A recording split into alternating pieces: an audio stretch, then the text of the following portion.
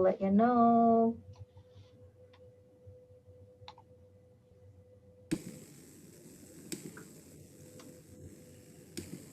Could start the Jeopardy clock.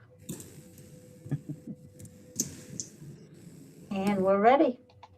Good morning. It's 10 a.m. This is a regularly scheduled meeting of the State and Local Government Committee. I think this will be a work session on a number of bills. If we could start going around, and I have to call people, unfortunately, by how they appear on my screen. So I'm going to start with Representative Lynn Copeland. Good morning. Thank you, Mr. Chair. My name is Lynn Copeland. I represent House District 14, which is downtown and coastal Saco. Great. Representative Sean Paulus. Okay. I guess he'll join us in a second. There he is.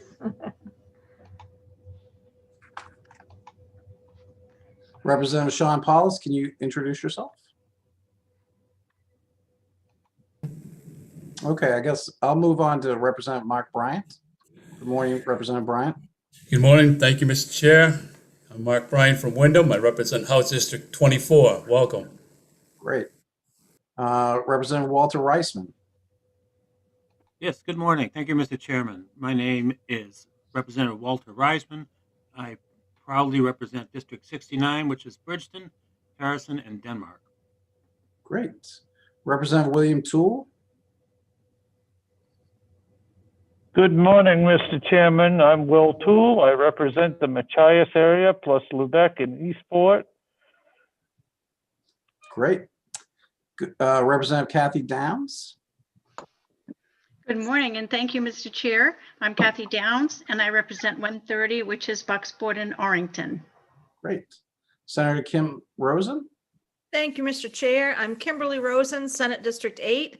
My district goes from Castine through Brewer all the way up to Lincoln, and I live in Bucksport. Great. Representative Francis Head. You're on mute, Representative Head. Yes, my name is Francis Head. I live in Bethel. I represent District 117 and 23 towns and townships in Oxford and Franklin counties. Thank you. Representative Randall Greenwood. Thank you, Mr. Chair. My name is Randall Greenwood. I represent House District 82, which is Litchfield, Monmouth, and Wales in both Androscoggin and Kennebec counties. Great. Representative Sean Paulus. Good morning. Thank you, Mr. Chair. My name is Sean Paulus. I represent House District 52, which is all the city of Bath. And my co-chair, Representative Ann Matlack. Good morning, Senator Baldacci. My name is Ann Matlack. I represent House District 92, which includes the communities of Cushing, Thomaston, South Thomaston, St. George, Matinicus, Creehaven, and the Muscle Ridge Islands. Great. And we also have our analyst, Lynn Caswell, and our committee clerk, Cheryl McGowan, here to help make sure we get everything correct. So my name is Joseph Baldacci. I'm a senator from District 9, which is the city of Bangor and the town of Herman. I will be presiding over this work session of the Joint Standing Committee on State and Local Government. The format is new to all of us, and we expect that there will be unforeseen glitches and mistakes, but please be patient. We are doing our best, and we all learn as we go along and hopefully improve along the way. The purpose of this meeting is for the committee to receive information from staff and others in order for members to consider the legislative proposals before them and make recommendations or reports to the legislature. Only committee members, the committee analysts, and those specifically invited to attend will be participating in the work session using Zoom. For members of the public wishing to observe this meeting, it is being live streamed on the committee's YouTube channel and will also be recorded for viewing after this meeting is concluded. We are also broadcasting the audio of this meeting on the legislature's website, legislature.maine.gov.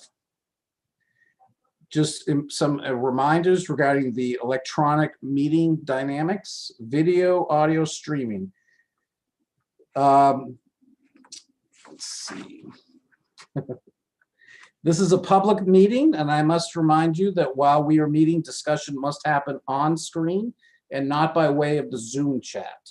You may use the chat to request to speak or to indicate that you are having a technical issue or to indicate that you are momentarily stepping away from the screen. However, again, you are not to use the chat feature for substantive discussions. If you are having technical difficulties, please contact the committee clerk who will try to help resolve the problem, or contact the Legislative Information Technology Office if necessary. Members will speak with leave of the chair. Materials will be provided electronically for this meeting, either through screen share, email, or posted on the committee materials page before the meeting or soon after. When it comes time for the committee to vote, we must have a quorum present, at least 7 members, including a senator. In order to be counted as present, your identity must be visually verifiable on the Zoom screen. We've introduced each of the members, and now we can open the work session on, there's a number of items. The first one I have is LD 91. Is that the one that we want to start with, Lynn? I can start with that one if you'd like, Mr. Chair. Sure. Representative Toole, you have a question. Yes, before we begin, did you introduce Cheryl, our clerk, or did I just miss Yes, that? I did. I'm sorry. That's all right. Cheryl right now is represented by a cute dog at the bottom of the screen, so, but I'm sure she can appear when needed. So Lynn, do you want to start with LD 91? Yes, thank you, Mr. Chair. LD 91 is an act to update the Maine Uniform Accounting and Auditing Practices Act for community agencies. This bill was submitted on behalf of the department. The department testimony was from Tony Madden, who is the Deputy Director of the Division of Audit. And Mr. Madden is available. He's in the waiting room. So when you have questions, he is here to answer them. What this bill does is it amends the current statute of Maine law that is the Maine Uniform Accounting and Auditing Practices Act, and that act applies to community agencies that provide services through contracts with the Department of Health and Human Services.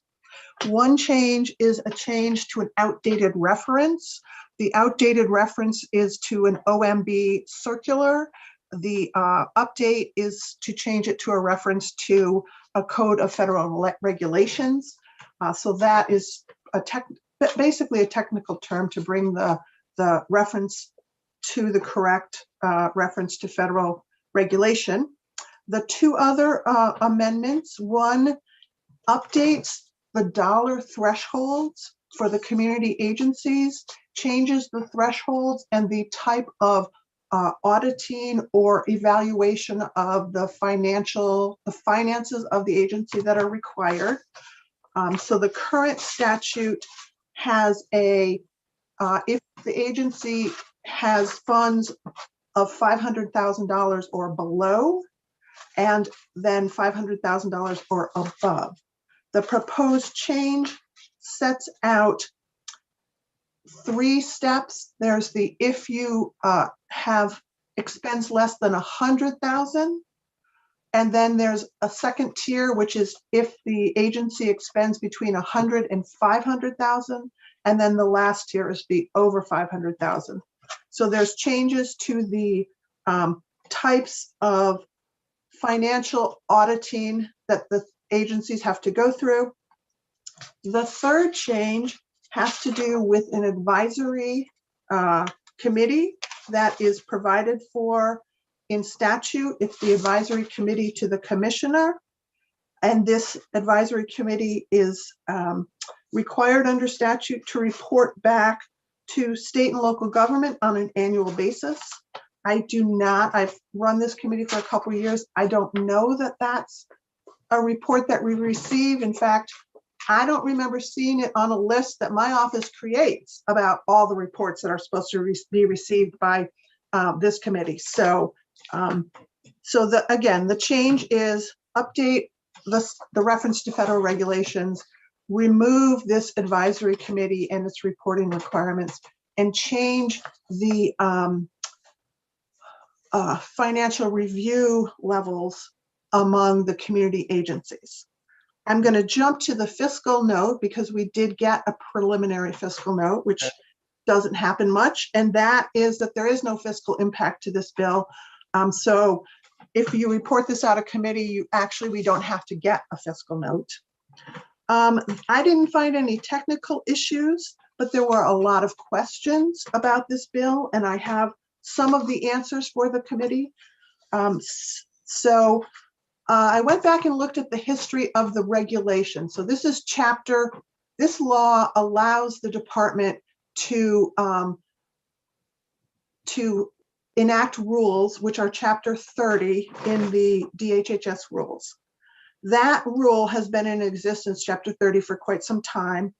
The history is that in January of 2011, the department repealed the existing law and replaced it. Because of broken website links, I have not been able to find what that was, but there was in 2011 a complete repeal and replace of this Chapter 30. Soon after, the 125th legislature introduced a bill. It was LD1, and it was an act to ensure regulatory fairness and reform. Now that bill had 10 to 20 work sessions. And out of that bill came a public law in 2011 that required, among other things, it required several state agencies to do things. But this bill required DHHS to rescind that January 2011 rule change in Chapter 30 and go back to the prior rule, then to amend the rule as a major substantive rule and come back to, at that point, the HHS committee and have the HHS committee approve the rule that is now in effect. So department changes rule, legislature says, go back, redo this, do it as major substantive. The department does that. And by the second regular session of the 125th, the HHS committee approved the current version of Chapter 30.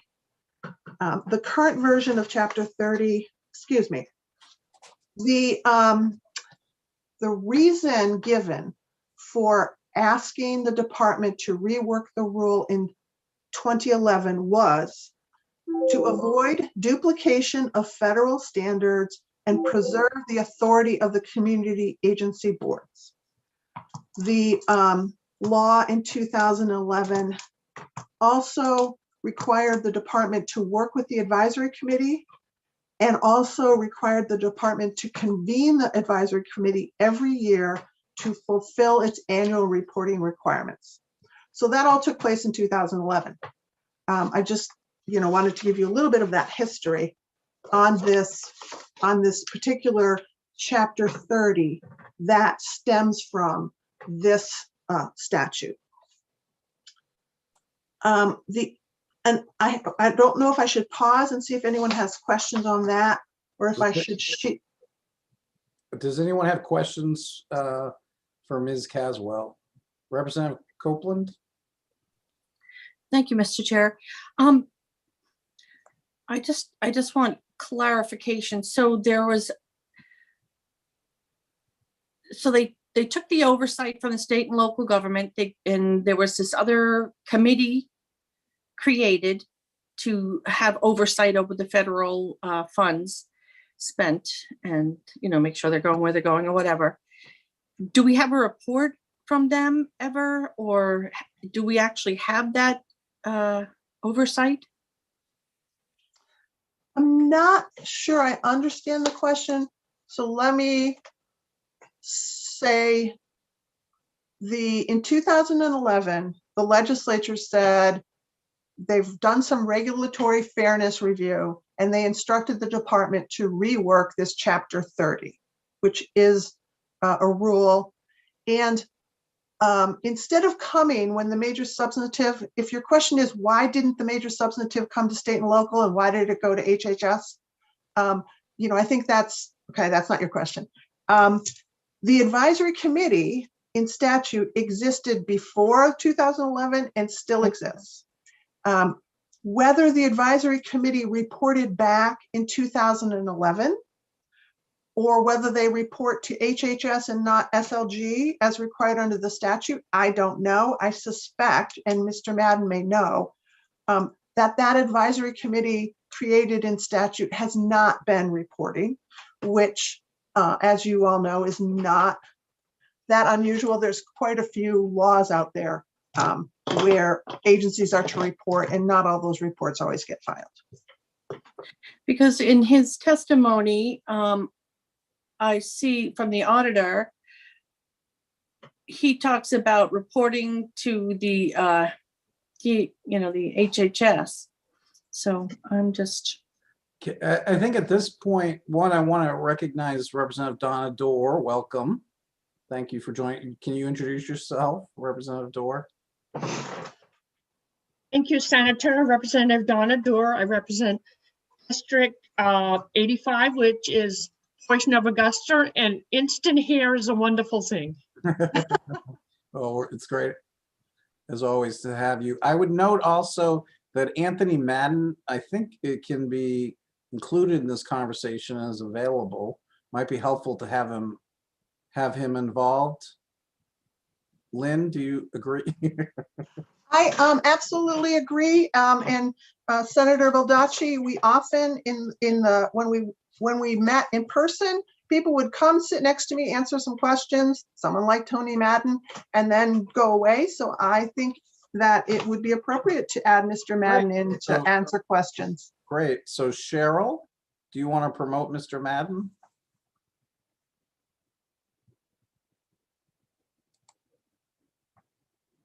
Mr. Madden, can you hear us? Yes, I can hear you. Good morning.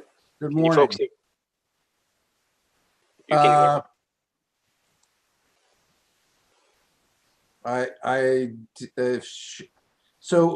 Mr. Madden, did you hear some of the questions that Representative Copeland had, or did you want to address anything that's been discussed so far? Or?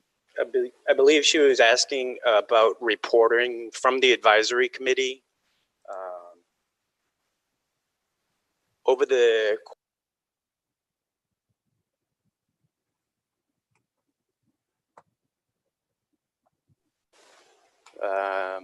Am I still in the meeting? Yes. Okay. Sorry about that. Something happened. There we go. Go. I believe her question was regarding reporting from the advisory committee. And over the last several years, I know that there have been at least a few instances where a report has been submitted. I do sit on the advisory committee. However, the advisory committee officially has never been disbanded. However, it's never been in practice. I shouldn't say it's never been in practice. It hasn't been in practice since the last time the MAP rule was updated, and that was back in 2011, 2012. Okay. Representative Copeland, did you have any other questions for Mr. Madden? That was it. I was just trying to see where the oversight, it looks one way and it feels another. So thank you for that clarification. Sure. Representative Reisman? Thank you, Mr. Chairman. Can Lynn send us that report she just made so that we can see that? And then that's part A. Part B, I just wanted Can to you ask, speak up a little thank bit? you for being here today. Can't hear me. All right, let me move the mic closer. Can you hear me now? Very good. Better? Yeah. Okay. Can you have Lynn send us that report she just read out loud there so we can see it in writing? And That went out last night, Walter. oh, so many emails, I haven't caught up with it yet. Okay. So my question for Mr. Madden, thank you for being here today. Can you explain to me why we need a MAP law in the state of Maine? Why isn't the federal law good enough? That's an excellent question, Representative Reisman. And the MAP law goes back 35 years, I believe, and I wasn't part of the department back then. But the MAP rule, as intended, is to provide oversight of community agencies that expend federal and state dollars for social services. So that is the intent of the rule. Follow up. Yes, So go right ahead. can we live in this state without having this MAP rule? I don't know how to answer that. Okay, but I mean the federal government requires oversight, and that oversight goes through you. Why do we need another layer of state regulation?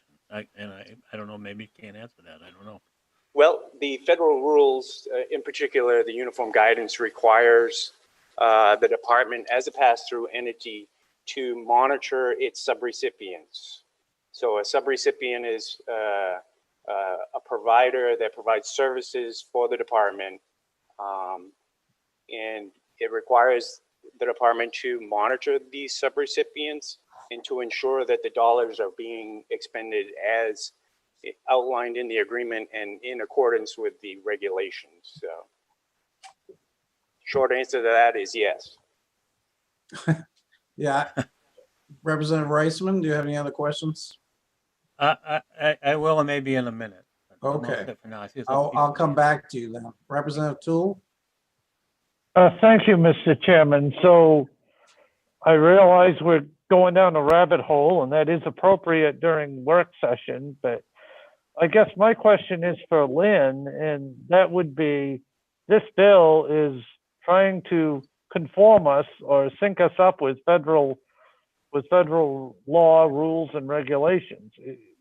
Is that correct? And is that the gist of this, that if we don't do this, we're going to be out of sync with the federal laws, rules, and regulations? Thank you, Mr. Representative Toole. One change that is in this bill is to sync up with the federal regs. That is the reference in the statute. One change about the advisory committee is not a sync up with the feds. I am going to defer to Mr. Madden whether the dollar amount change is a sync up with Fed or not. So that one, I think Mr. Madden knows the answer to. Yes, I do. So yes, it is to update and sync up with the feds. Also, it's to sync up with the MAP rule itself, which was implemented back in 2011, 2012, when those thresholds that you see in this bill were implemented. So the 100,000, that is in the current MAP rule and has been in effect since 2012. So it's also to sync up to the state regulation as well. Thank you for that. And if I may follow up briefly, sure.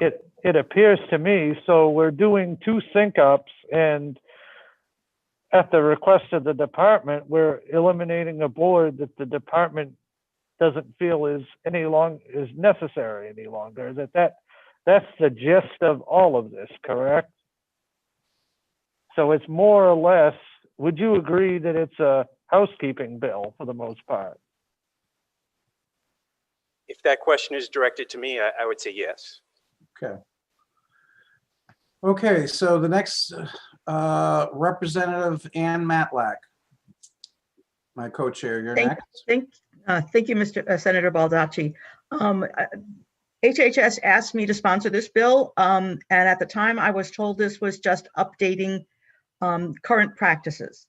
So while I did ask questions also, I was concerned about the thresholds of $100,000, $100,000 to $500,000, and $500,000, and what the financial impact might be for some of the more modest social agencies out there that would be required to do this. They're already required to do this. So if they come before the state and request this funding, they know going in that this is the reporting threshold that they will have to meet. This is not anything new. This has been around since 2012. As far as the report back is concerned, it has never really been done, according to Mr. Madden and to the other people I've checked with, since 2012. So it's not that we're deleting something that is in existence. We're just sort of lining out something that never functioned at all. So if we could just move forward with this, it is just language that brings us into recognizing what actually happens. So I would make a motion that this bill that we ought to pass this bill. And I would second. Thank Okay, you, sir. it's moved and seconded. Representative Reisman? You're on mute, sir. You're on mute. Yeah, there you go. Clicking too many times. That's all right. I don't have a problem with the thresholds and updating them. I have a problem with the fact that agencies, when they are reviewed, don't have a proper line of appeal.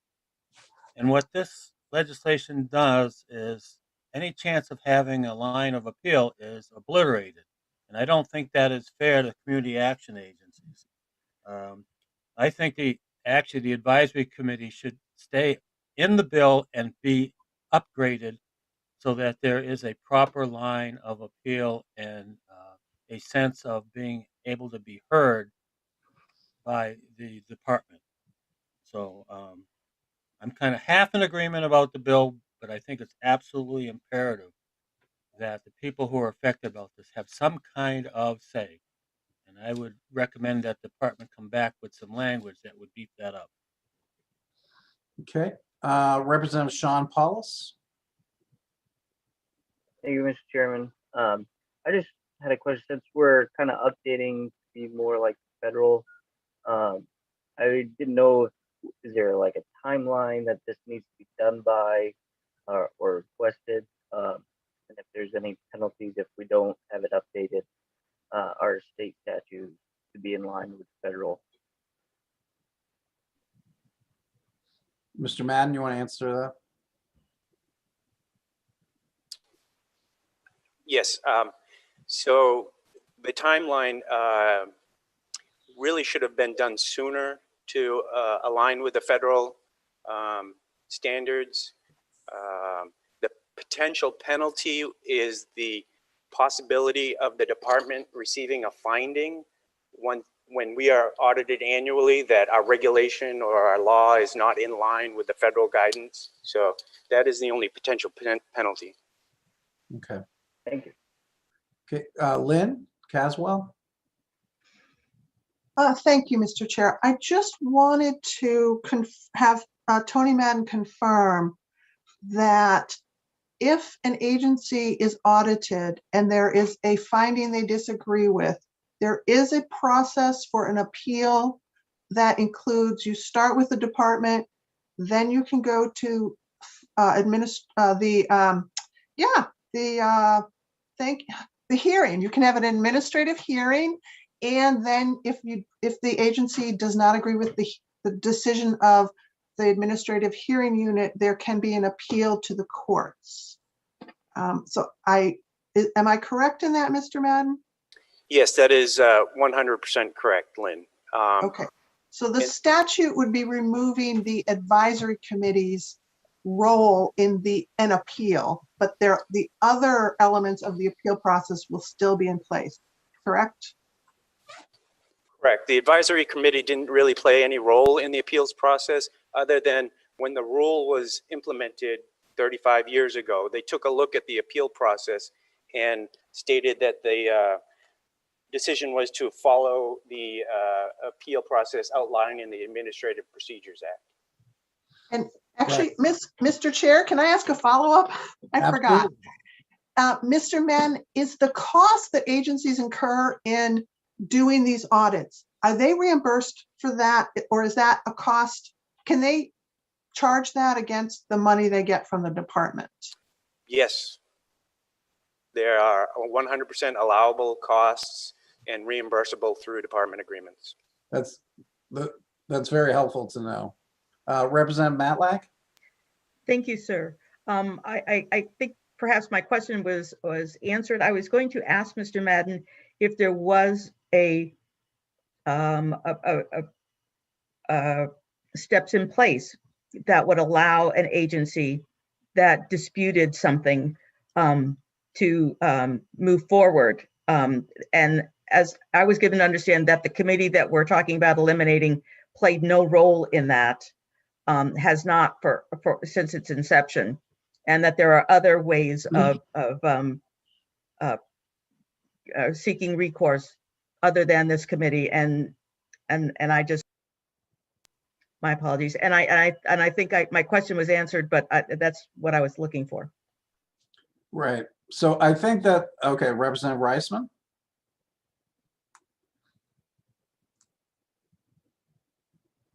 You're still muted. Mute. You're muted, sir.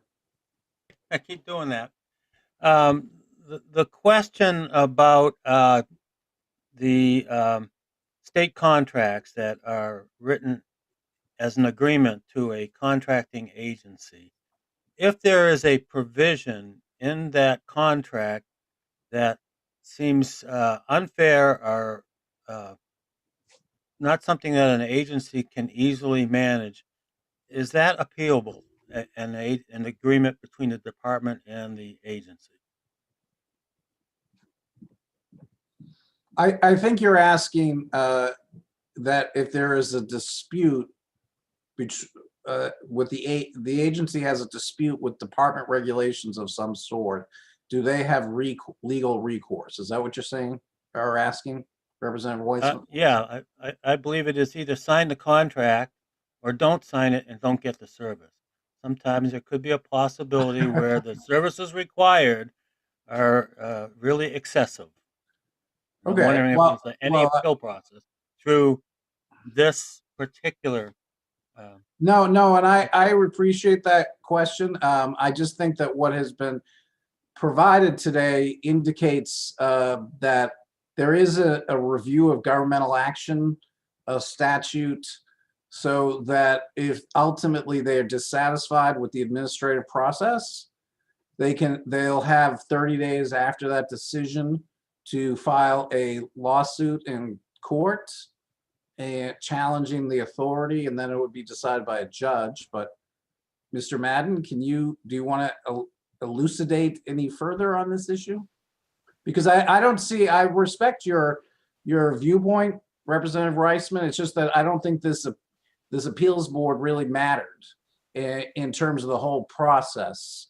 And I think that this is a lot of housekeeping procedure. I would not vote for something that reduced people's substantive rights to seek redress from any kind of governmental decision. But that's why I appreciate your point. It's just I don't think it was material in this case. Is that a fair statement, Mr. Madden? I think Representative Reisman's question had to do with contracting, and really we have a division of contract management that handles the contracting. So I would prefer that they would be the expert to answer that question.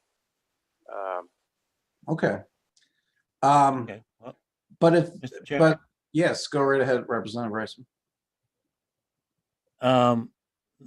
The point being here is whatever ends up in the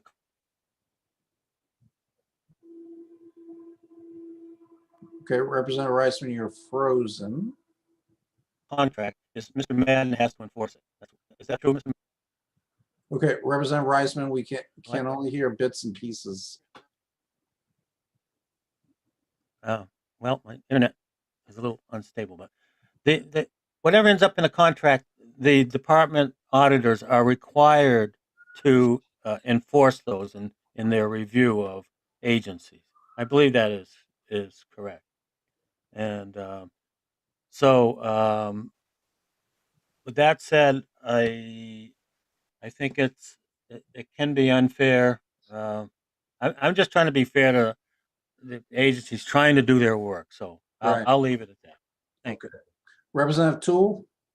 Yes, and thank you, Mr. Chairman. So when we had a public hearing on this bill, the agencies that are affected could have come and presented either for it, against it, or neither for nor against.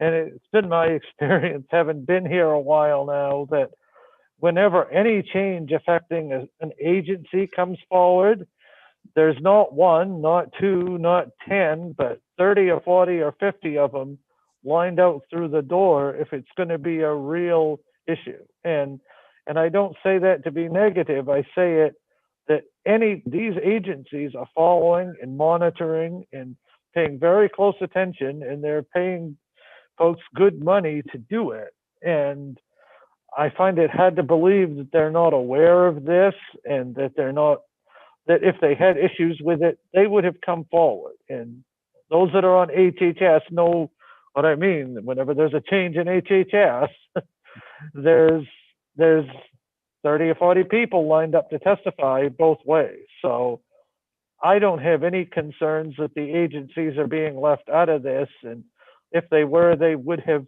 reached out just as some have done with my bill, on my other bill. So with that, I think we should move forward with this. Yep. Representative Reisman? I wonder if Mr. Madden could answer for us whether they provided notice to the agencies that this change was coming to the legislature.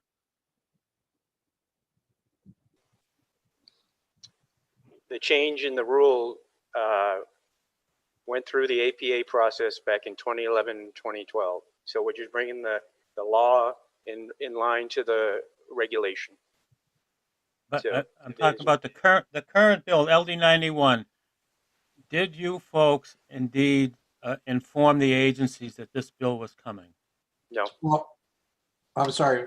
This is a public record, so they would have access like any member of the public. And I'm sure, as Representative Toole said, they'll check that. But Representative Reisman, do you have any other questions before we vote? Okay.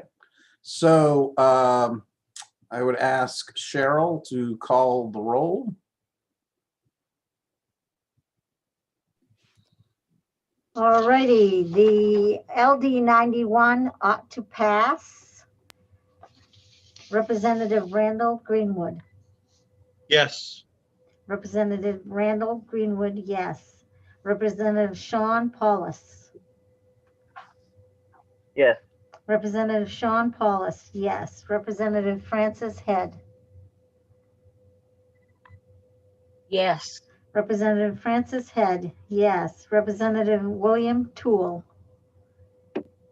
Yes. Representative William Toole, yes. Representative Mark Bryant, absent. Representative Ann Matlock, Sorry. Yes. Representative Ann Matlack, yes. Senator Joe Baldacci. Yes. Senator Joe Baldacci, yes. Senator Kimberly Rosen. Yes. Senator Kimberly Rosen, yes. Senator Ned Claxton, absent. Representative Donna Dorr. Yes. Representative Donna Dorr, yes. Representative Walter Reisman. A reluctant yes. Representative Walter Reisman, yes. Representative Kathy Downs. Yes. Representative Kathy Downs, yes. Representative Lynn Copeland. Yes. Representative Lynn Copeland, yes. That gives us 11 yes and 2 absent for ought to pass. Okay.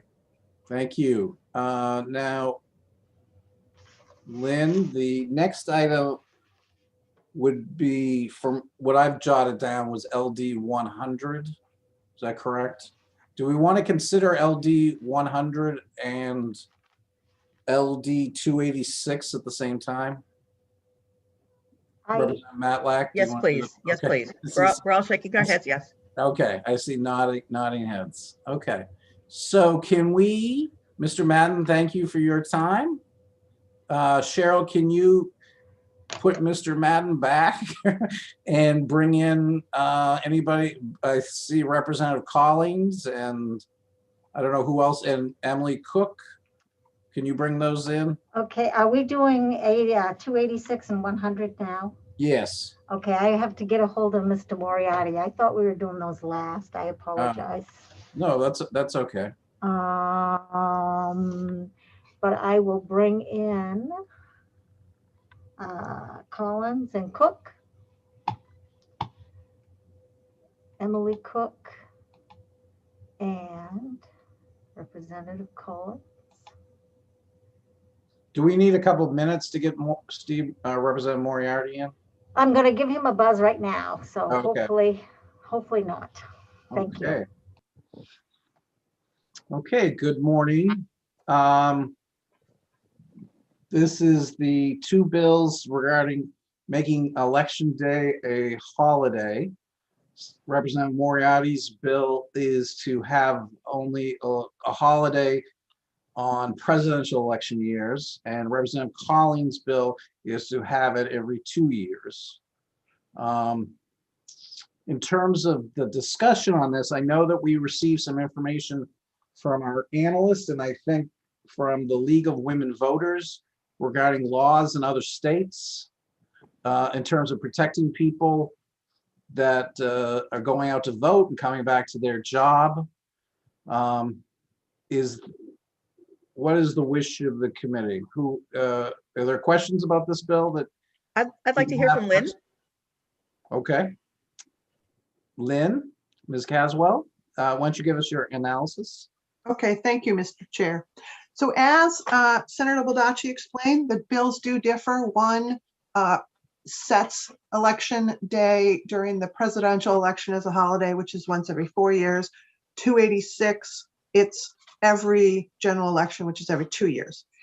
This bill also does what is commonly done when a state holiday is enacted, is it includes this state holiday for the judicial branch, banks and financial institutions, and elementary schools. Again, that is very common when the legislature enacts making a day a state holiday, that the courts, the banks, and the schools also get those days as a holiday. The proponents were Secretary of State, Ambassador Dana from the Penobscot Nation. The opponents are the school boards and the School Superintendents Association. Their concern was that education and voting are both equally important. The neither for nor against was the League of Women Voters of Maine and the Maine Town and Clerks Association. And as Senator Baldacci explained, the League of Women Voters did submit information on, and it's included in the, I hope it's included in the bill analysis. Did you all receive additional pages, or did I not have the ability to send those to you? I got 2 pages. Okay, well, then unfortunately I was not able, in electronic world, I can't always give you everything I get. But there are, the League of Women Voters did provide information to the committee on how other states, the question was, how do other states protect or provide for the workers on election days? So a variety of states give a couple hours off. Some it's adequate leave. And of course, my cat wants to join me right in the middle of this. So I would say majority of states, it's between 2 or 3 hours of leave is granted to employees on election day. The question of financial cost for this, so the secretary, so state employees would have the day off. Municipal and towns are not required under this bill to give their state, their employees election day off as a holiday. If a municipality chose to give their employees time off on election day, then there may be a cost to them. But this does not require them to have election day as a state holiday, so there is no state mandate in this bill. But as far as the cost to the state, this bill was passed out of this committee last session in the 129th, and it was placed on the appropriations table. that in the 129th and the 128th had a similar bill. The estimated cost, and this would be the cost to the Secretary of State's office to pay its employees who have to work on election day, is approximately $6,600. So there is a cost. If it's voted out of committee, it would be placed on the special appropriations table. As I said, there is no state mandate. The language in the two bills is a little different. It's drafting style. One has a list and one has a paragraph, but they're identical, other than one puts it in a list and one puts it in a paragraph. So there are no technical issues that I identified in the drafting of this bill. I think that's all the information I need to share with the committee. If you want more specifics on the different states and how they treat employees, I can go through that. And also Emily Cook is here from the Secretary of State's office, and she can speak because there was an answer or question about the impact on the Secretary of State's office should this be a state holiday. Okay. Welcome, Deputy Secretary of State, Emily Cook.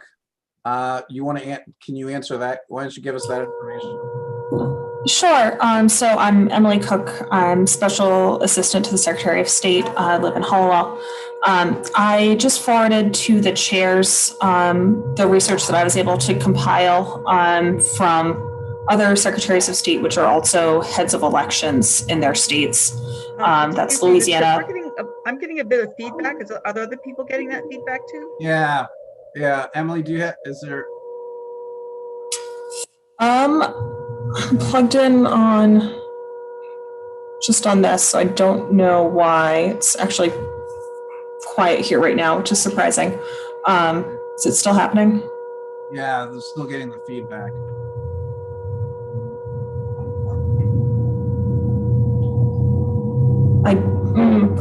Let me mute and see if I can do anything. It's awfully quiet over here, so I'll see what I can do. Maybe we can go to questions while we're waiting for Ms. Cook. Sure. Representative Greenwood. Thank you, Mr. Chair. This wasn't a question that I had posed earlier, but maybe Lynn would know, maybe it's institutional knowledge. How many thousands of state employees do we have, and how many hours of lost productivity would we have, and what would the cost to the taxpayers be for the lost productivity of those thousands of state employees who aren't producing on election day? Thank you for that question, Mr. Greenwood. I actually do not know. I know I've seen a statistic on how many state employees there are, but I don't know that. And so the lost productivity would also be a question I'm not able to answer at this moment. Okay, Representative Kathy Downs. Thank you, Chair. This question again is for Lynn. Am I under the understanding that municipalities do not have to claim it as a state holiday? It's optional? That is correct. Because, I'm a former town clerk of 27 years, so I know what it takes for an election, and I know we can't always get help, so we have our own employees working, so that would be a hefty price to pay for the municipalities. So that was my question. Thank you very much. Okay, Representative Toole. Yes, I would concur with Representative Downs as a selectman that, even if towns don't have to observe the holiday, you still have people that may be working on it, which could mean that they would have to, if it's hourly, there may be issues with holiday pay and that sort of thing as well, not to mention the disruption to the system that way. So, but my question was more along the lines of, I'm wondering if the committee is going to vote on one bill and then focus its energy and effort on the other bill, or how we were going to mechanically work through that, or I was wondering how we were going to mechanically work through that, because we can't push it's not a good idea to push two bills forward, regardless of which way they go. Well, I was going to take separate votes, so, but, because I think we should discuss them together, but the votes are going to be separate.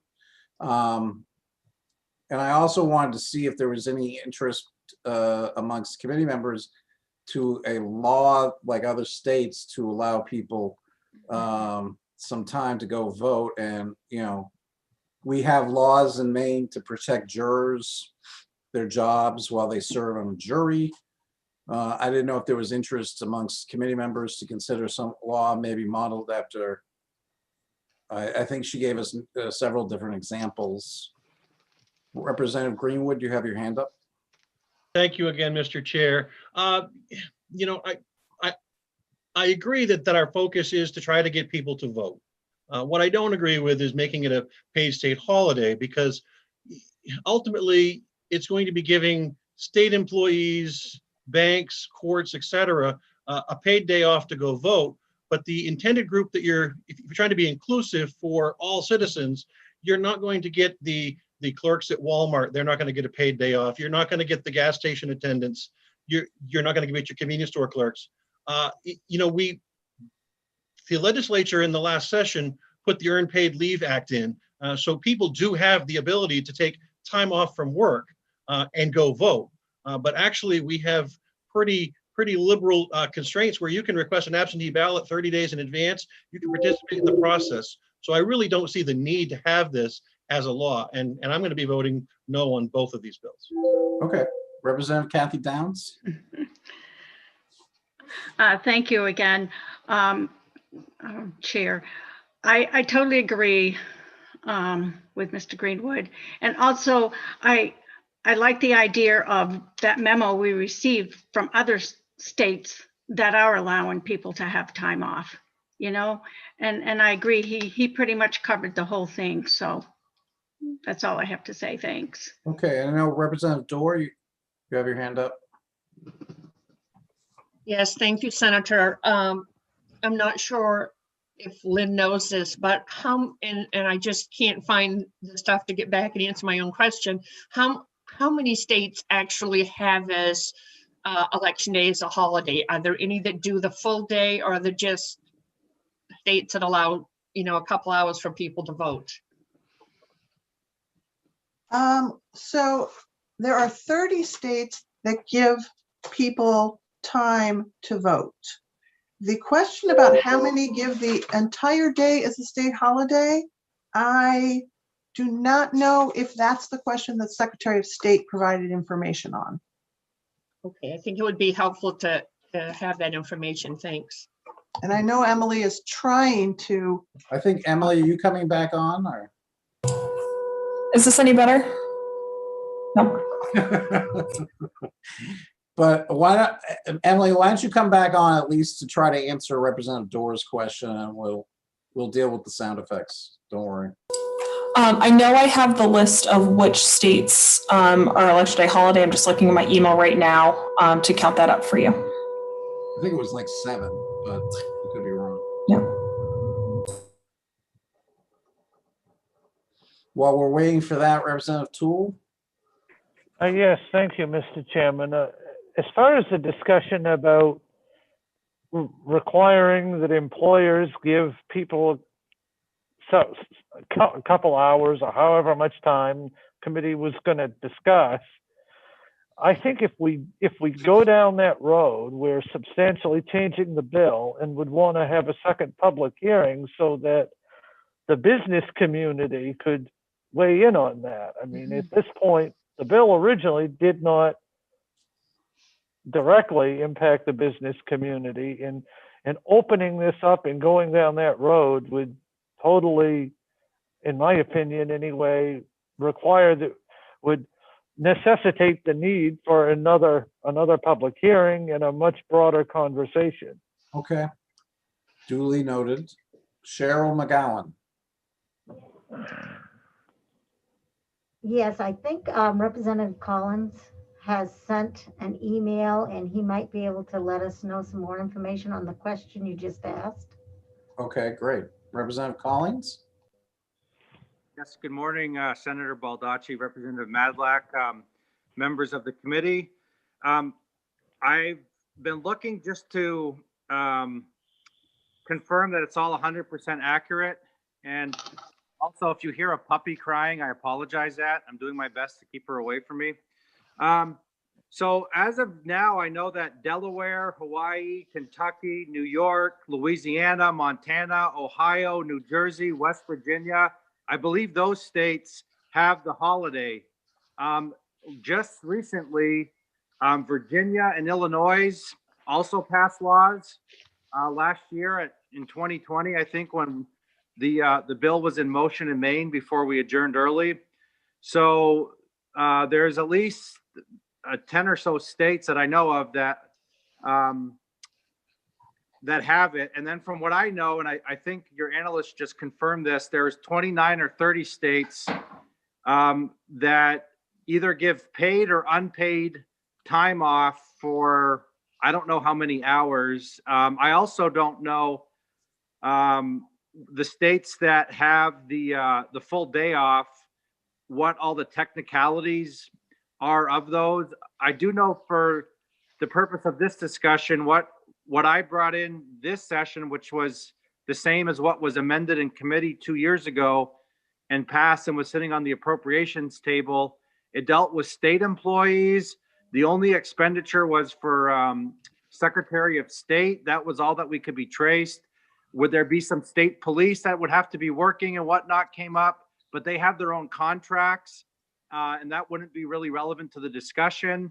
That was depending on their contracts. And then the municipalities, I mean, that would be up to them. Of course, obviously, clerks and the people involved on working on the election day, obviously, would be working. I mean, they do any day, whether this law passes or not. So that's what I know up to date till now, the states that are included. I don't know of the states that have the holidays. I'm reiterating again, what the specifics are in those individual states. I just know they give the day off. And to confirm, yes, it would be state. It's up to the municipalities what they want to do. They have their own contracts with workers. And again, this was brought up 2 years ago, it's brought up now. Would this impact every single private employer? No, it does not mandate that they give their workers time off. That would be up for the employers, just like Martin Luther King Day, other days. I mean, that all gets worked out. So Okay, Representative Matlack. Yes, thank you, Mr. Chair. You had a question with regard to protecting the rights of workers to vote, and that was one of the few questions I was interested in hearing about. To be quite honest, with all that went on last year with voting in Maine, I think we did an outstanding job of getting as many people as possible who wanted to vote to the polls, and we've expanded it. I think that there are other ways that we can expand access to voting, but I don't know that a holiday is what answers my concerns about whether or not people have the ability to vote. As others have expressed, you can request an absentee ballot. What I would be interested in hearing from our clerks, such as Representative Downs, and whether or not absentee ballots were more required more work this past election in November. I know from hearing from other clerks in previous years that absentee ballots used to be a bit of a burden, and whether there's been changes that have been made to lessen that burden. But I think there are other ways, including mail-in ballots, that we should be looking at, and I'm not sure that an election day holiday answers the need that we have for encouraging more people to vote. Representative Matlack, did you want to make a motion to table, or motion to table, or? No, I didn't want to make a motion to table. No, thank you. Okay. Did you? Okay, Representative Copeland. Thank you, Mr. Chair. I'm very proud that Maine has come a long way with accessibility to voting, but I do have you know, a what if scenario, and it's my real past. So when my kids were in college and they're in their 30s now, I was a single mom. I worked full time during the day, and I worked at least 3 nights or about 3 nights a week at LL Bean. So I worked from 9 to 5 and from 6 to midnight I worked. And so when they say, well, the polls open up early and all this other things and absentee voting and, you know, driving kids back and forth to school and all these things, I just think it's one more hurdle we can break down. I don't think that we should burden the employers with this. However, Senator Baldacci mentioned an idea about allowing them to have time off. So really what I would like to hone in on is allowing people to have 3 hours a day on election day off and not be fired. So instead of having to pay them, I mean, they can use their PTO or whatever, but I wouldn't want any employer to be holding somebody, you know, who may have had difficulties and this is the one last thing and they're going to be fired for voting. That would be a problem for me. So I would like to move that. Well, I'm going to defer on procedure because I'm no expert just yet. But I do think that whatever procedure is necessary, that we should make amendments to change this, whether we need public hearings. I don't know whether, you know, the sponsors of the bill need to weigh in on it, but that's my personal experience. And I think that people who are working as hard as I was working then deserve to have a voice in their election. Good points. Representative Kathy Downs. Thank you, Mr. Chair. I just want to expand on absentee balloting, where I was a clerk for 27 years. It is very, very easy to get an absentee ballot. All you have to do is pick up the phone or send in an application. You can go online and fill out an application. It gets sent to you. Yes, it has increased absentee, but that's part of the process of getting people to vote. And so absentee ballot is just as simple as picking up the phone, going online, filling out an application or mailing in an application. I just wanted to let you folks know that. Thank you. Thank you, Representative Downs. Representative Greenwood. Thank you, Mr. Chair. First and foremost, I'd like to, comment further on Representative Copeland's comment that, we should allow for people to have, 2 or 3 hours off on election day to go vote without fear of punishment. And I'd be willing to support something like that as long as it's, unpaid. So it'd be at the option of the employer, but they would have, a few hour window to go vote. I truly think it's unnecessary because of our absentee ballot procedures. But I'm willing to compromise and, support something like that. But I do want to just remind everybody that, the last legislature passed the Earned Paid Leave Act. And every worker who works at an employer with 10 or more employees can take earned paid leave time off, and that's with pay. So it kind of solves the problem. Okay, no, that's all good. Representative Copeland, did you have other questions? Well, just to follow up with Representative Greenwood, and that's for people with 10 or more. I'm always looking to help the person who falls between the cracks. So if somebody is in a smaller organization, and I understand the earned time off, that's fabulous. But I think we need to be succinct with this. I think voting is just that important. Okay. Thank you. Representative Toole. Thank you, Mr. Chairman. And I do think that voting is very important. And Maine has historically had at least 65% voter participation. This year was 76. The absentee process, you could sign up to get your ballot in either August or September. I know I went in the first day of absentee voting, October 3rd or 4th, whatever it was. I did my ballot that day at the town office and filed it, and there it was. I mean, folks had a month to plan and get things sorted. And I do think the voter has some responsibility to make sure that their ballot gets in. We have a responsibility to give them access, and we're doing that. We have early voting, absentee voting. Folks can drop it this year. They could drop it in the mail. It's wide open, and I don't think a holiday does that, and I don't think placing more burdens on employers solves a problem. I don't think we have a problem to solve. That if we were down around 50% or 30% or what have you, that'd be a different story. But we don't have a problem.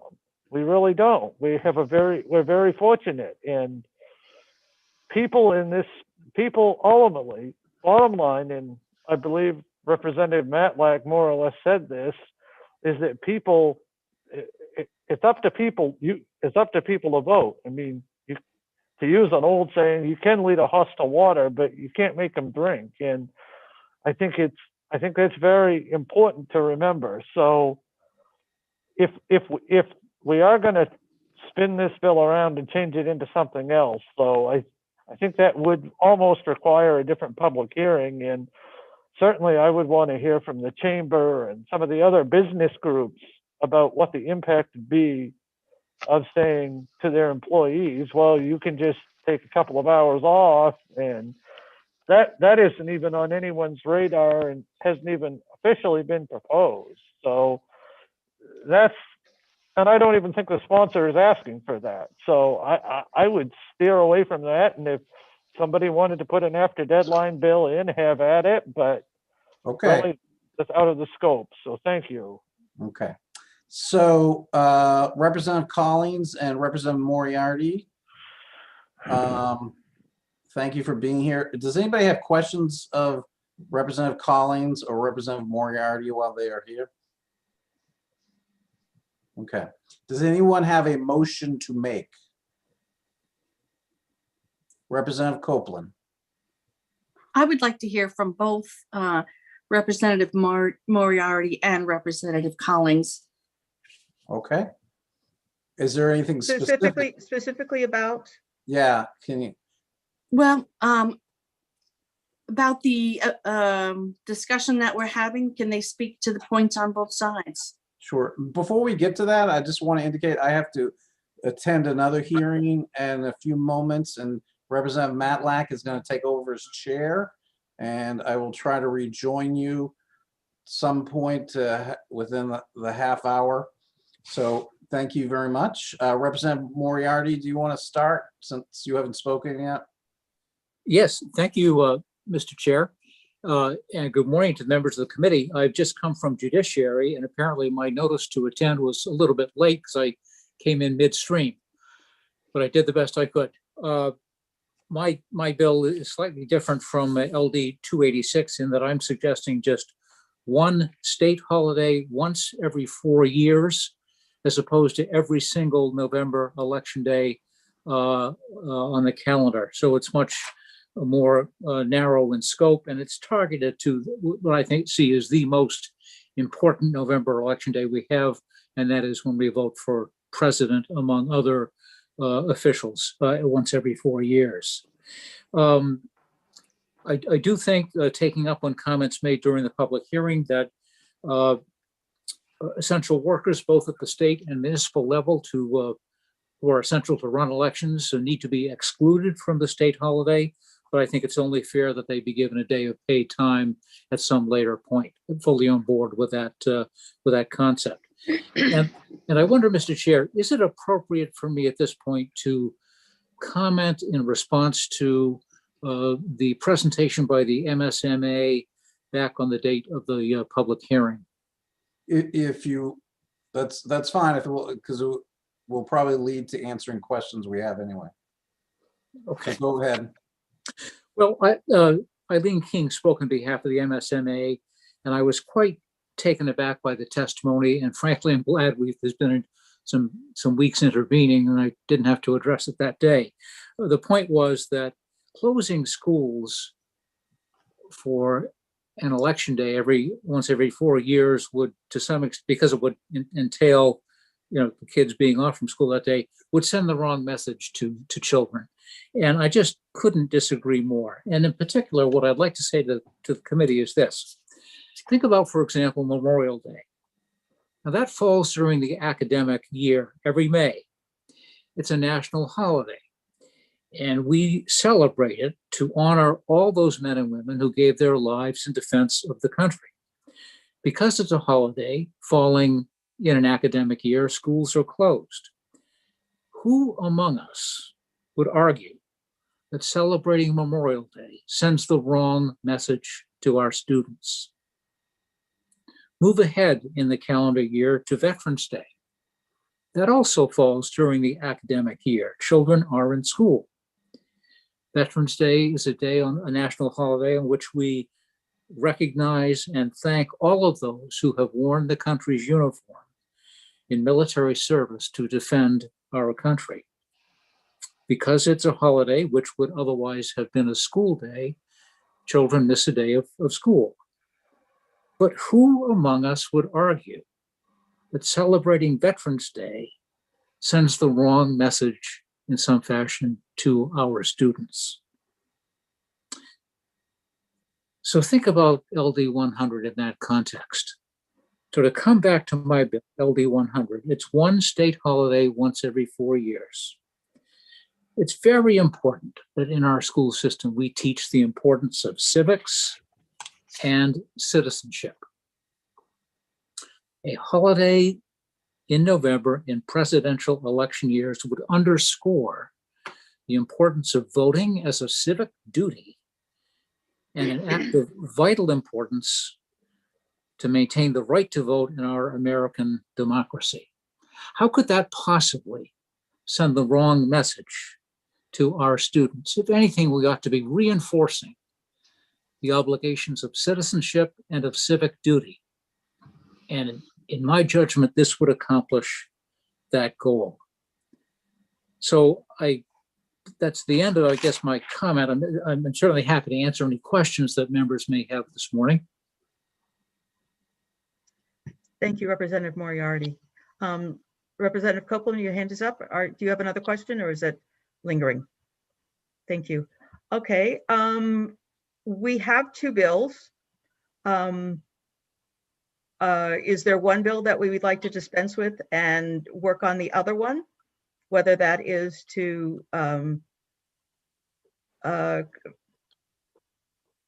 add, subtract, or use it as a vehicle for moving forward.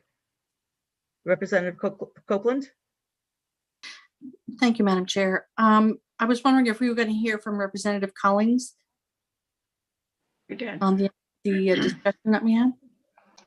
Okay. Representative Collins? Yes, thank you for recognizing me again.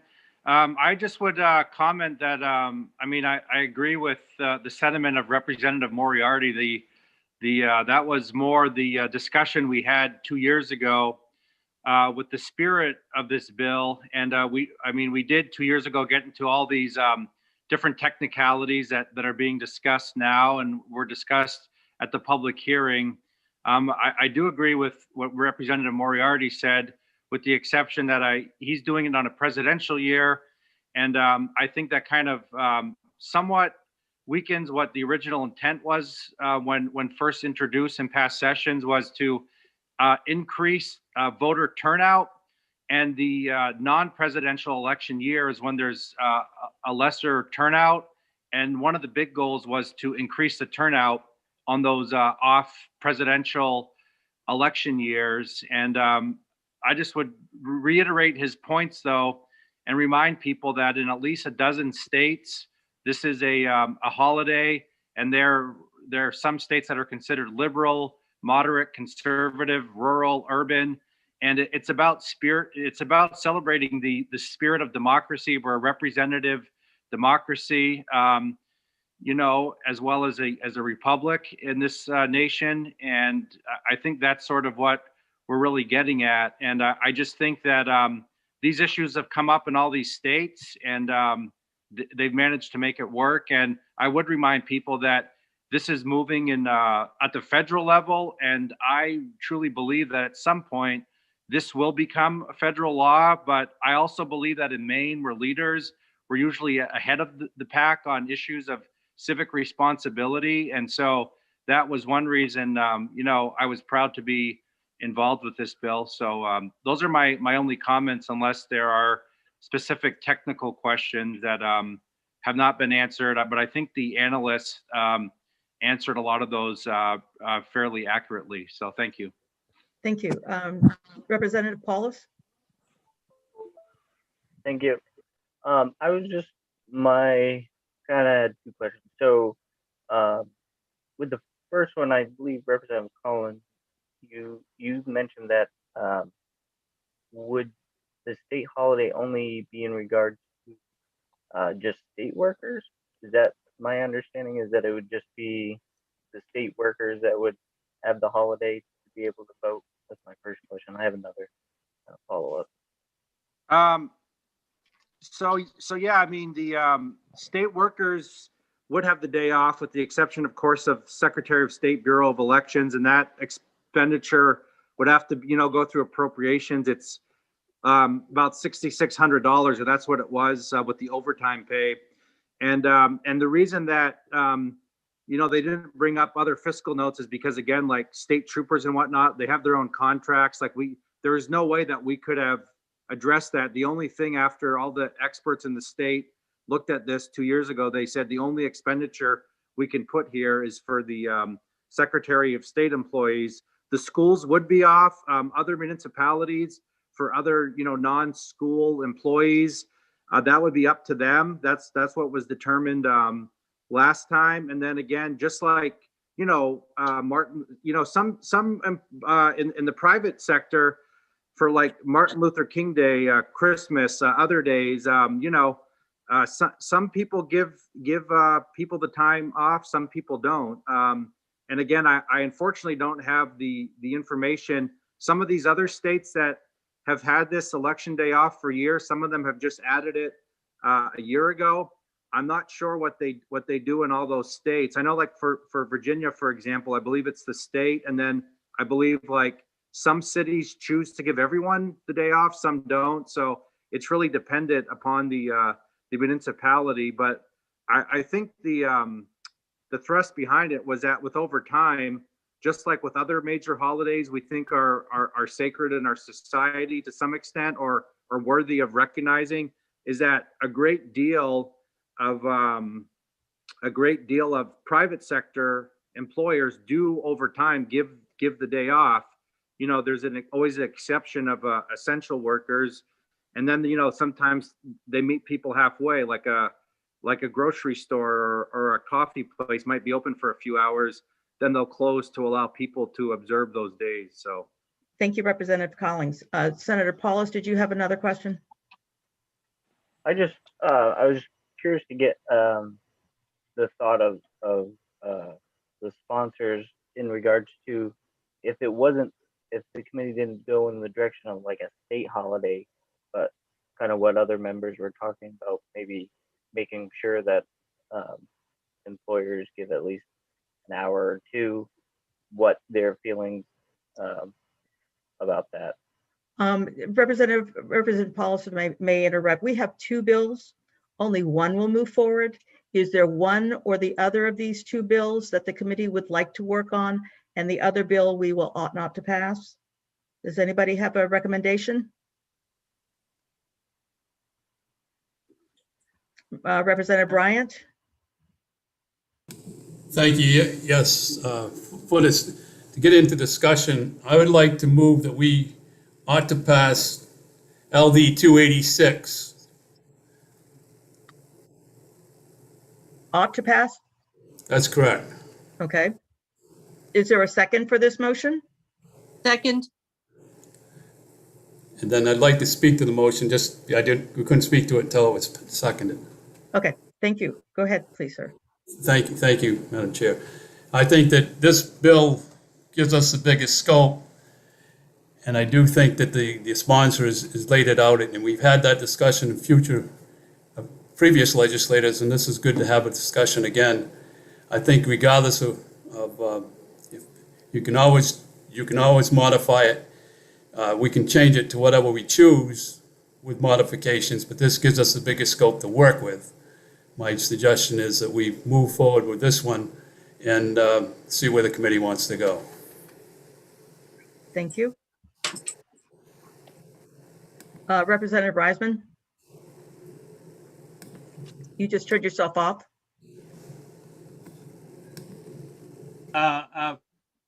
Representative Bryant kind of beat me to the punch here just a little bit. You need to lean forward. Okay.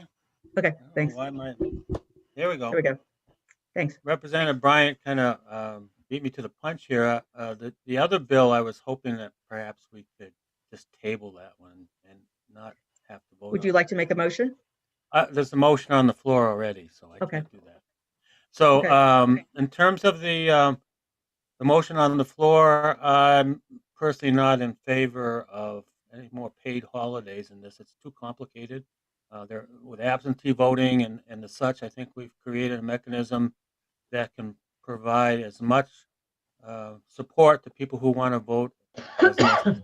So that's my take on that one. Thank you, sir. Representative Downs? Thank you, Madam Chair. I'd just like to make one more point before we vote.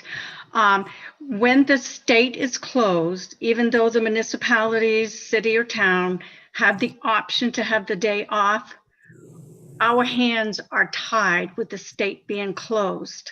So therefore, most municipalities have to close because we work for the state and we can't get answers during the day. So they close. So that again increases the budget to each of those communities.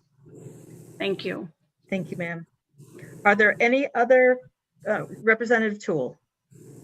Thank you, Madam Chair, and I would agree with Representative Downs and Representative Reisman on this. As I said before, I don't think we have a problem, and I think we have a robust turnout in voting, and we'll be voting ought not to pass on this, or be voting no on the motion.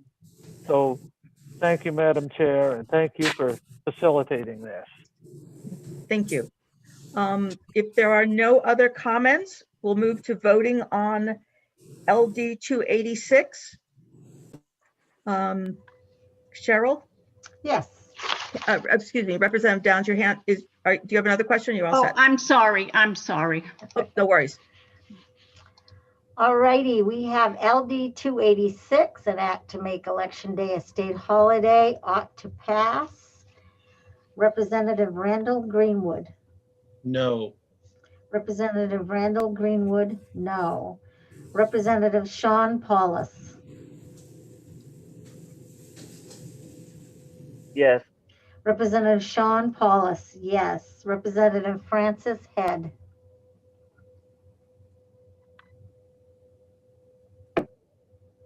You're good. Oops. You're on mute again. There you go.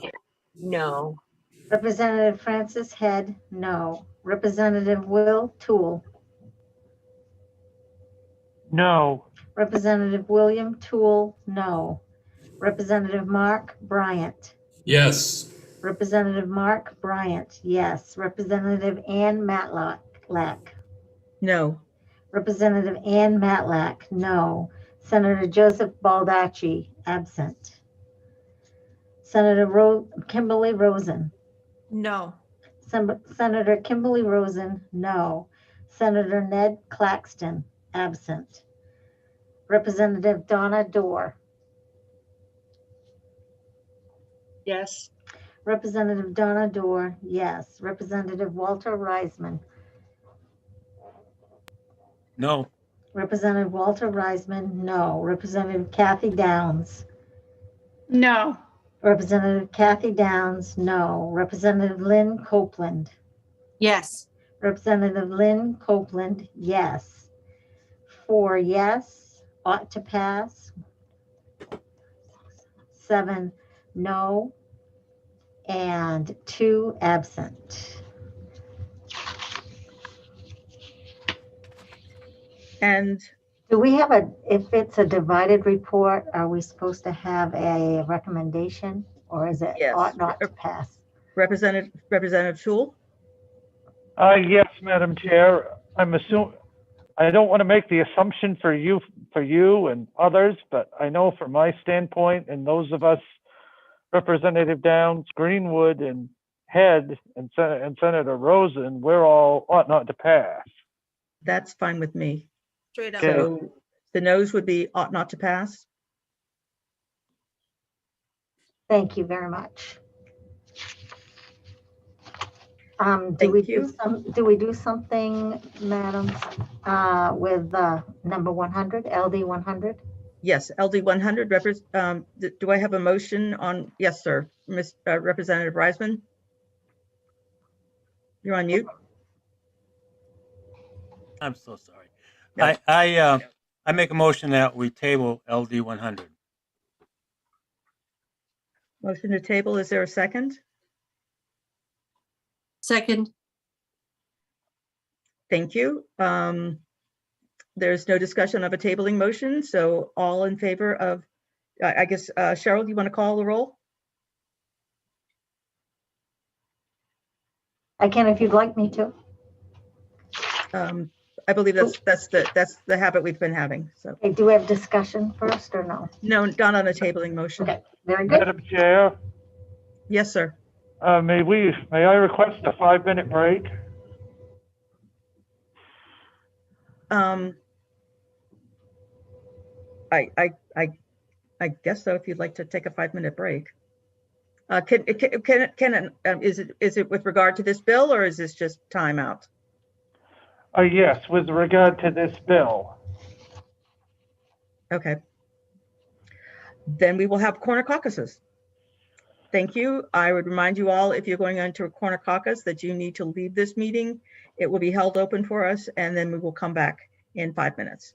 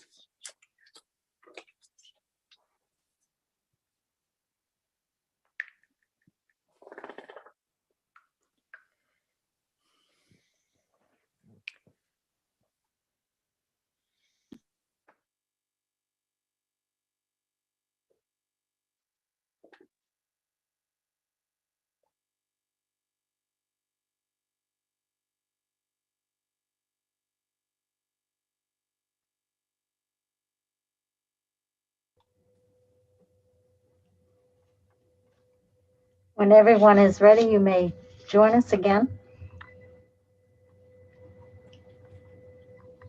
Ready for the roll. Oh, okay.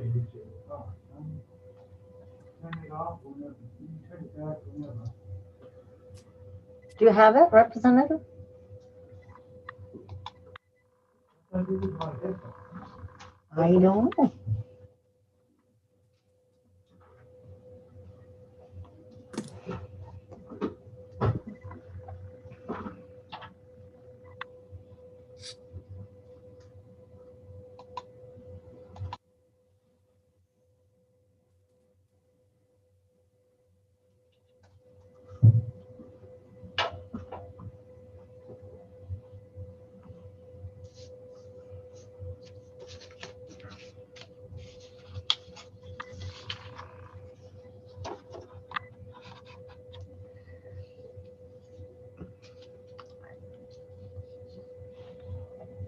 Representative Greenwood, do you want your hand up or down? No, I'm still waiting to be recognized once Oh. the motion is completed. I recognize you. I just wanted to stand.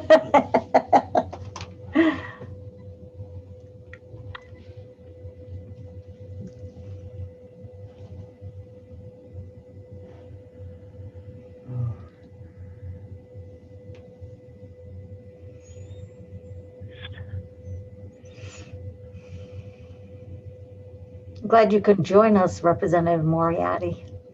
Oh, yeah, it's good to be here. Yeah. It took us a while. One of these days, well, I'm juggling several things at once. I told your clerk to go do a song and dance in front of you, but she didn't want to do that. That never happened. No. I probably would have responded faster. Because he's right in front of me. Right. Oh.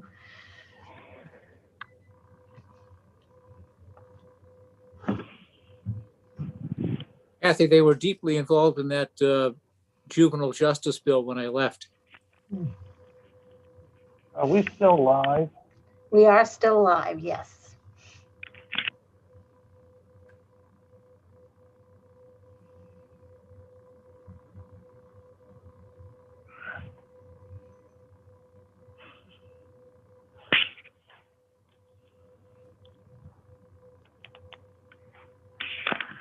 And do you have Representative Matlack's cell phone number? I don't have it, or I would. Okay,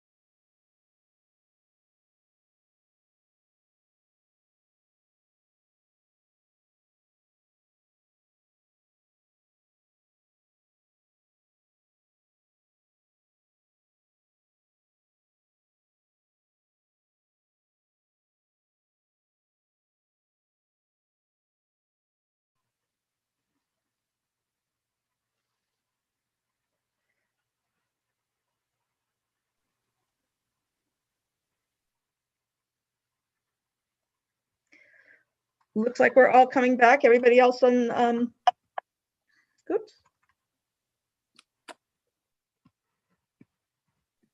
Looks like everybody else is back pretty soon.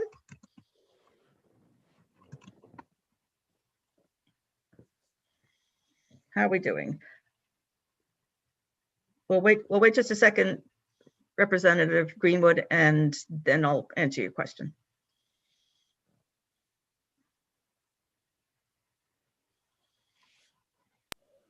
Representative Matlack, if you could send me your cell phone number so that we can correspond, I would have given you a heads up on that. Okay. I apologize for not, but I would have done it if I'd had that, so I'll send you an email. thank you. You're welcome. And we have Senator Claxton with us here now as well.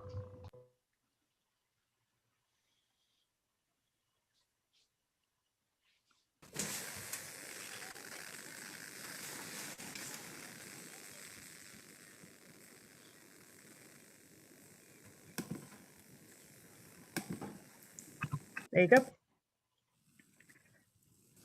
Okay, let me see. 1, 2, 3, 4, 5, 6. Are we all back? We're all back after our quick caucus. Representative Greenwood.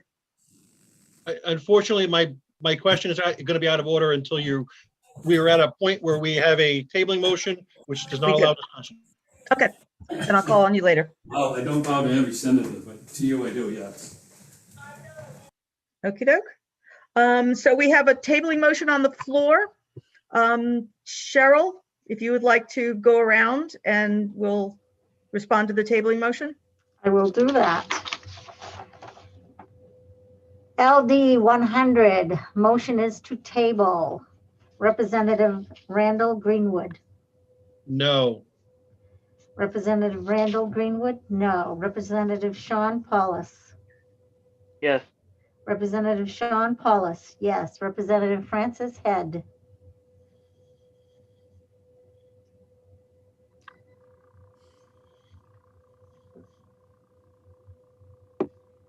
There you go. No. Representative Francis Head, no. No. Representative William Toole. No. Representative William Toole, no. Representative Mark Bryant. Yes. Representative Mark Bryant, yes. Representative Ann Matlack. No. No. Representative Ann Matlack, no. I'm never going to get your name. Senator Joseph Baldacci, absent. Senator Kimberly Rosen. No. Senator Kimberly Rosen, no. Senator Ned Claxton. Yes. Senator Ned Claxton, yes. Representative Donna Dorr. Yes. Representative Donna Dorr, yes. Representative Walter Reisman.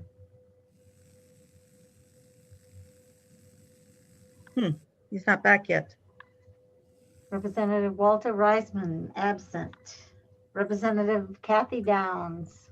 No. Representative Kathy Downs, no. Representative Lynn Copeland. Yes. Representative Lynn Copeland, yes. That's 6 yes, 5 no's, and 2 absent. So it is tabled. Thank you. Representative Greenwood. Moot It's point. no longer an option, so. Okay, thank you. So we have dealt with those 2 bills. May we move along? Thank you. Madam Chair, Yes. this is Lynn. Can Cheryl read the vote totals again on the motion to table? I will. 6 to be tabled, 5 not to be tabled, and 2 absent. Are you sure you didn't switch those? Yeah. I think the motion to table failed. I think that there were 1, 2, 3, 4, 5, 6 against. and 1, 2, 3, 5 in favor with 2 absent. Yeah, So I, you are exactly right, because the yeses I put as yep. yes. So the motion Representative to, Reisman is here. I apologize. Sorry, Representative I Reisman? couldn't get connected for some reason. So I'm back now, and I'd like to cast my vote. Yes. Point of order. I vote to table, and I vote for the Point motion of to order, table. Madam Chair. Representative Greenwood. My point of order is that that vote is closed. Okay. He has till 5 p.m. On a tape, not on a tabling motion. Oh, Okay. Representative Bryant. I think that even if he did vote, it'd be a tie and it would lose anyway. So either way, it's going to end up where it should be. Okay. Now, Representative Greenwood, you have a discussion. I'd like to take a motion of ought not to pass. Is there a second? A second. Thank you. Any discussion on this motion? There being none. Representative Reisman? No, you just put yourself. Madam Chairman, I should be all right. I challenge that that last comment by the good Representative Greenwood. I would like to have the clerk, not the clerk, but the legal analyst give us further explanation on the fact that I was part of the process until now, and even being the one that made the motion. So I'd like to hear from her. And the problem being that he being more electronic than his inability to vote. He could not get back on the system in time to vote. Lynn, do you have any, sir? Mr. Greenwood? Hold on a second. Lynn? I withdraw my objection. You withdraw your objection? Okay. and if I may, Madam Chair, Yes. If Representative Reisman votes, it's a tie. And I believe the end result will be the same in that the motion to table will fail. Okay. Okay. Either way. All right. So we now have an ought not to pass on the up for discussion. That motion right now is ought not to pass. Is there any further discussion about the ought not to pass on LD 100? There being none, Cheryl, could you call the roll, please? Yes, I will. Okay, so this is for LD 100, ought not to pass. Representative Randall Greenwood. Yes. Representative Randall Greenwood, yes. Representative Sean Paulus. Yes. Representative Sean Paulus, yes. Representative Francis Head. You're fine. Oops.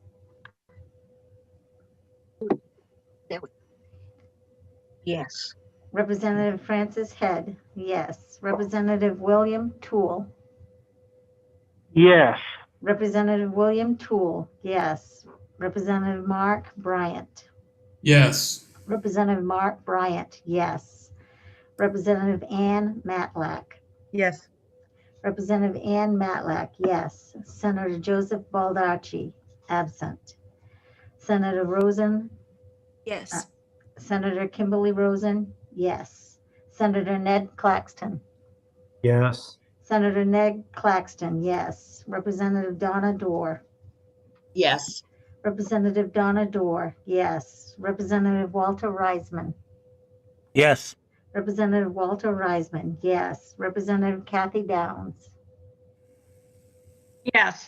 Representative Kathy Downs, yes. Representative Lynn Copeland. no. Representative Lynn Copeland, no.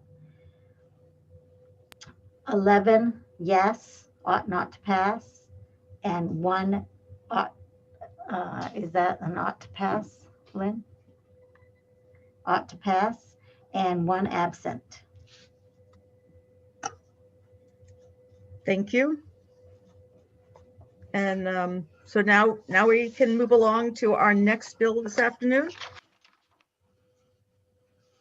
And that bill is 150. What do we got? 183, I think. 183? Okay, Yes. thank you. Yeah. Lynn, could you lead the discussion for 183, please? Yes, thank you, Madam Chair.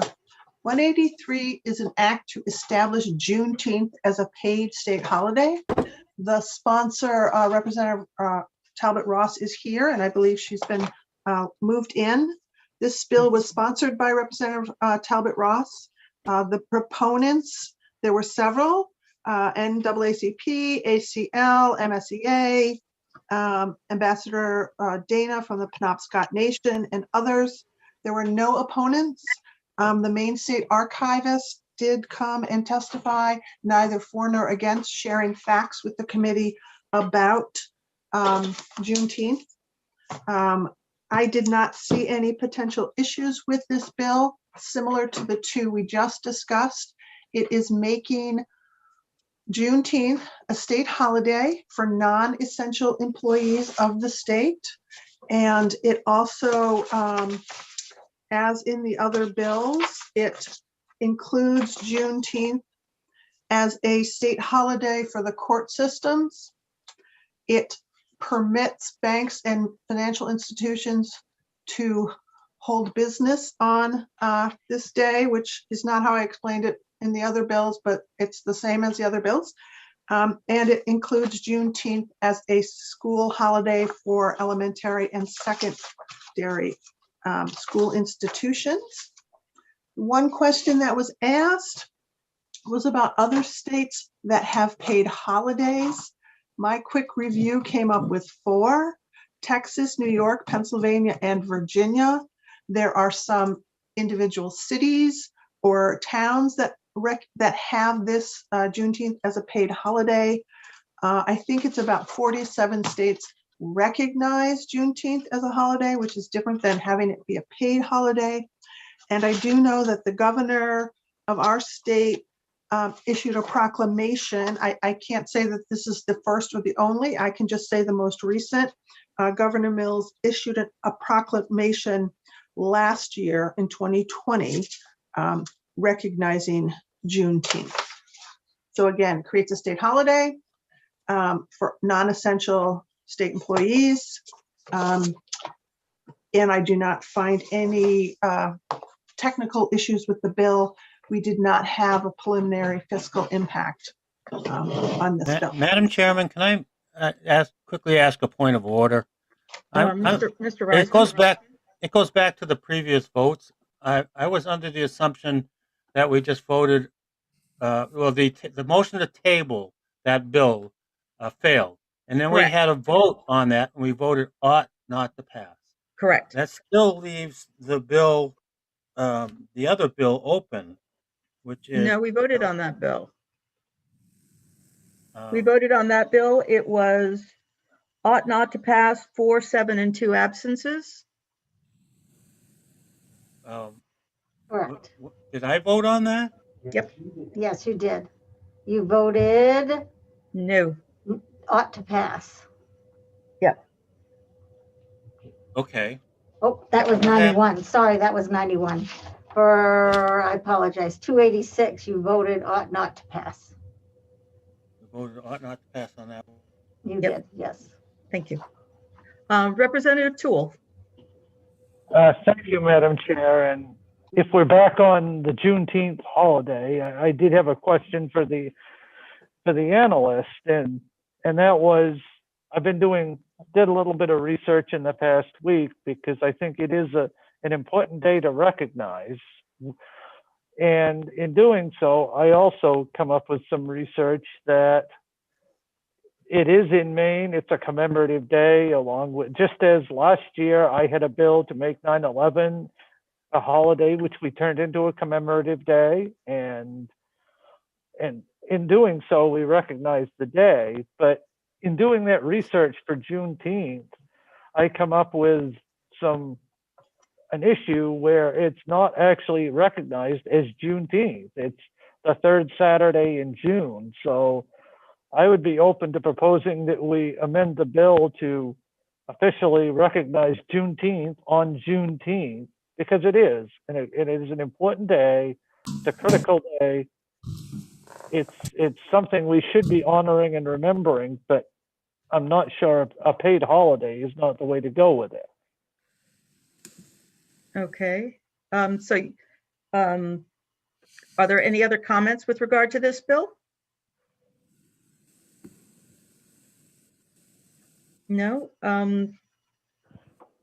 Mark, Representative Bryant, please. Yeah, my question is, has each year the governor puts out a proclamation or whatever, has she done that? I thought maybe she had, no? Yeah. And if she has, do we want to duplicate that? I'm not sure. I think we need to know. But last year, I believe she did, and I thought maybe there was one in there for this year, but that's something I don't know. Okay. If I may, Madam Chair? Yes, please, Lynn. The statute that Representative Toole mentioned, which is in Title I, and it was enacted in 2011, or it was revised in 2011. It requires the governor to issue a proclamation annually designating the third Saturday in January as Juneteenth Independence Day. So there is a statute. She must issue a proclamation the third Saturday of June. Yep. Okay. Thank you. But that that has not been done so far this year. Okay, it has not. Representative Greenwood. Thank you, Madam Chair. Would what you just referenced, Lynn, could that be incorporated into a change where it be actually on Juneteenth and not the third Saturday in June? And is that something we could do as part of this bill? I do believe, Representative Greenwood, that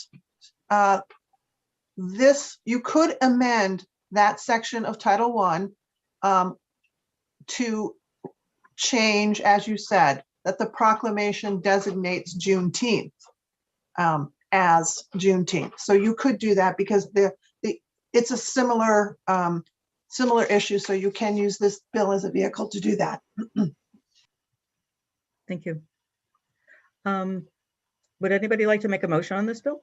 Representative Copeland. Thank you, Madam Chair. This is a very important bill, and I think that we should hear, before we make any vote, we should hear from Representative Talbot Ross. Okay. Thank you. Representative Talbot Ross. Thank you, Madam Chair. Address us? Yes, thank you, Madam Chair, and thank you for the opportunity to talk to you about this important bill again. I appreciate the question, Representative Copeland. I see no need to change the bill from celebrating it on the third Saturday to the actual day. It's still just it's commemorating June 19th, but to be quite frank, no one is really paying attention to it. The proclamation isn't covered in the news. Any celebration of Juneteenth is happening at a very localized level, but the state is not recognizing this with a lot of commemoration. And Juneteenth is the oldest nationally celebrated commemoration of the ending of slavery in the United States. The ending of slavery in the United States. That should rise to the level of the state, a paid state holiday. We do recognize, I think you guys were talking about Veterans Day in the last bill discussion. So we're recognizing those who have fought for our country.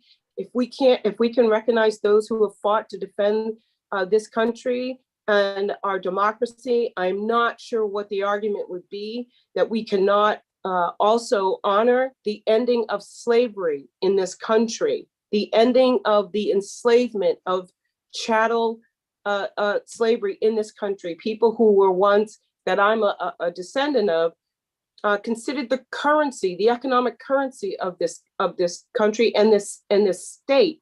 This state was founded on a number of different reasons. One of them, when was the ending of the Missouri Compromise. We came in as a free state, Missouri as the slave state, as you heard during my testimony. So we were founded on slavery, on the issue of slavery. For the state of Maine to not be able to take a paid state holiday to recognize the ending of slavery in this country, similar to how we have seen patriots and we have seen national commemorations of our own history. I cannot understand why that would be a piece of paper that the governor has to initiate commemorating as a simple gesture. This is not a simple gesture.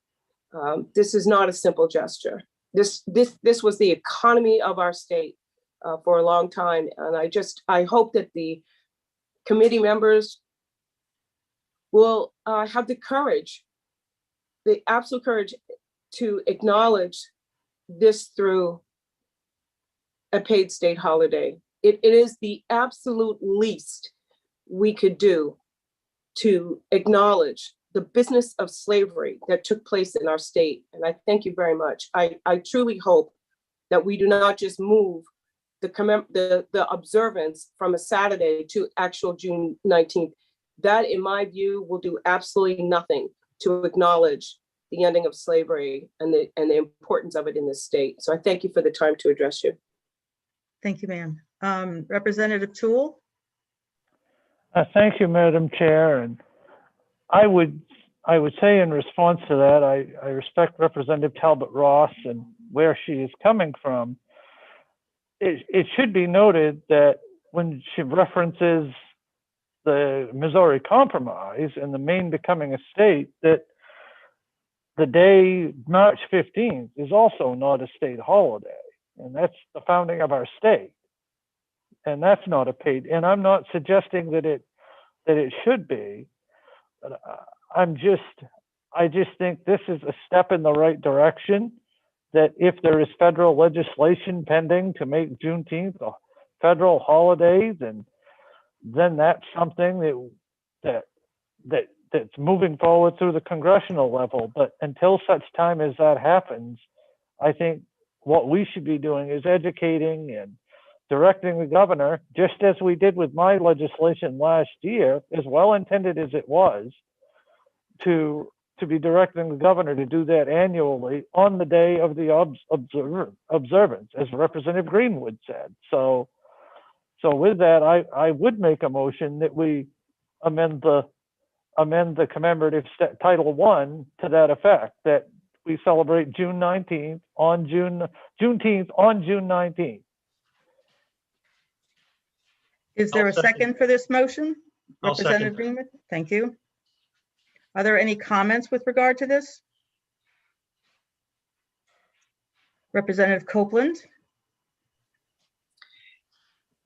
Well, we're talking about continuing the status quo. We're going to recognize something that has not actually put any feet to the ground, any education in our schools, any recognition. I'm not sure that that we're all really understanding that ancestors were sold. Human beings were sold. I mean,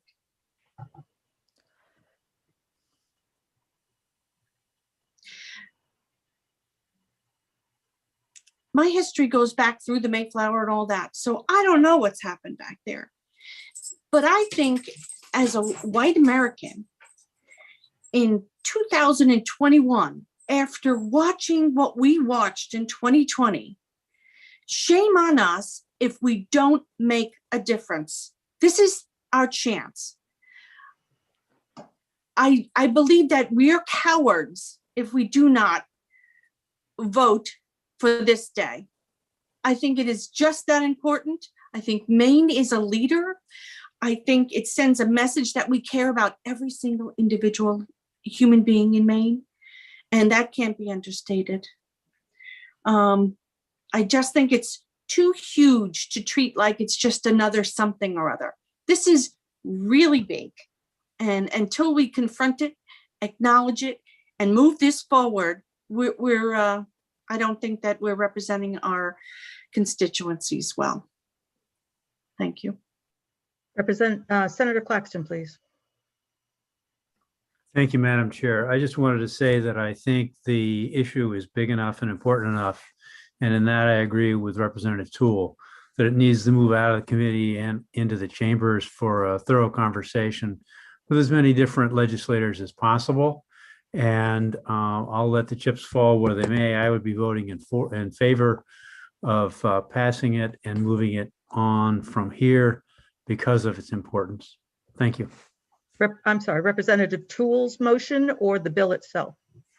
The bill itself, I'll do whatever I can to try and move the bill as it stands ahead. Thank you, sir. Representative Paulus. Thank you, Madam Chair. I just want to echo what the previous speaker said. I would also say that I know from experience with recognized days that the governor does do proclamations and stuff, but sometimes I know we have, I don't want to give a number, but we do have a number of recognized days, Governor William King Day to Ed Muskie Day, Henry Knox Day, like a number of days that, and many others, those are quick ones, that get proclamations and stuff. But I'm not even sure some of those even get proclamations now from the governor's office when those actual dates come up. So I do think this is an issue that is a little bit bigger than just a recognized proclamation day. And I just wanted to mention that. Thank you. Are there any further comments on this bill before we move forward with voting on Representative Toole's motion?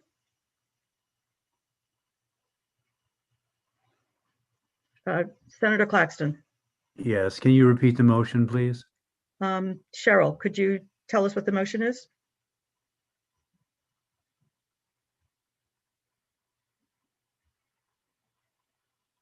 Oops. Lynn, do you have the motion? Sorry. I'm sorry. Go ahead, Lynn. It's an ought to pass as amended. It would amend Title I, Section 150H, I believe. I'm not sure if I got the subsection right. And that would, the change would be that the proclamation on Juneteenth would not recognize the third Saturday of the month, but would recognize June 19th as the governor would issue a proclamation recognizing June 19th as Juneteenth. Thank you. Representative Dorr. Thank you, and I'm going to blame this on my chemo brain. So we're voting on Representative Toole's amendment, correct? And not, all right, just wanted to make sure. Yes. Thank you. You're welcome. Okay, are we ready for the vote? Cheryl, would you like to call the roll, please? I will. LD 183, an act to establish Juneteenth as a paid state holiday, ought to pass as amended. Representative Randall Greenwood. Yes. Representative Randall Greenwood, yes. Representative Sean Paulus. No. Representative Sean Paulus, no. Representative Francis Head.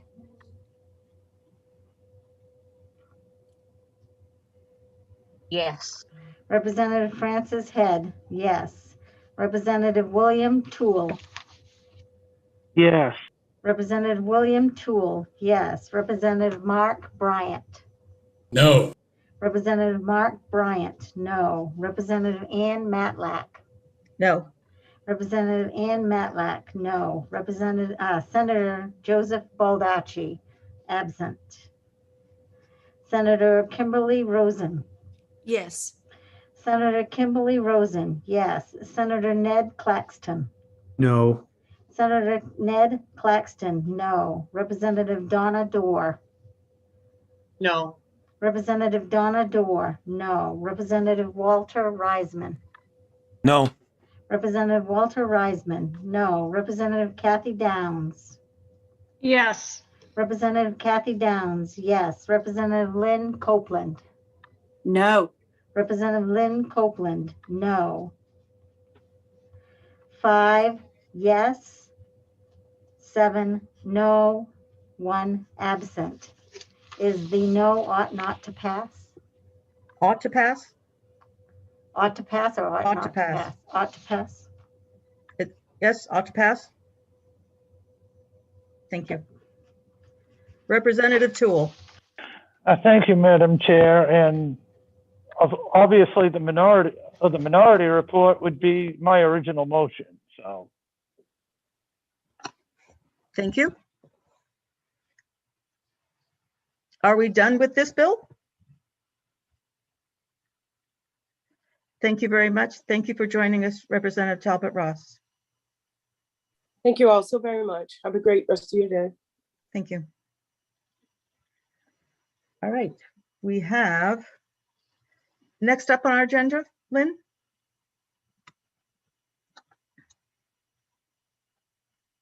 Do we have anything else? Thank you, Madam Chair. I was having trouble unmuting myself. No worries. We have one more bill to work today. That is LD 243, an act to amend the composition of the Piscataquis County Budget Committee. The committee invited the Piscataquis County Manager to attend, Mr. Mike Williams. He is here, and the sponsor, Senator Paul Davis, is also here. So this bill amends the language and statute regarding the Piscataquis County Commissioners and the County Budget Committee. It allows the county commissioners, does not require, but allows them to appoint a representative from the unorganized territories to be part of the Budget Committee. So currently there's 3 county commissioners. They each have the ability to appoint 3 members to the Budget Committee. The statute says that one of the members on the Budget Committee must be a municipal officer. The statute says the other must be a resident of a municipality. And the amendment would say that the county commissioner may appoint a resident of an unorganized territory. So it's fairly clear cut. It was sponsored by Senator Paul Davis at the request of the Piscataquis County Commissioners. The Maine County Commissioners Association submitted late testimony in favor, and as did Representative Paul Stearns. The committee heard from 2 individuals who testified against and proposed an amendment. The main comment, the primary comment that the opponents raised in their amendment was that Piscataquis is the only county where the commissioners select the budget committee members. And so their amendment was around changing that. And I did not include that amendment, but I have it if anyone is interested. The committee did also ask the county manager to provide information, which I attached to my bill analysis. And as I said, he is here to discuss it with you. But before I turn it over, I just want to say that in reviewing the current statute/amendment, there was a bit that was unclear to me that my conversation with Mr. Williams clarified. So on my bill analysis, I have a portion of the statute. And the last sentence says, all 3 members must be appointed by the county commissioners, plural. That to me raised the issue that the question, Do all 3 county commissioners appoint the 9 members? Or is it, as Mr. Williams explained, 1 commissioner appoints 3?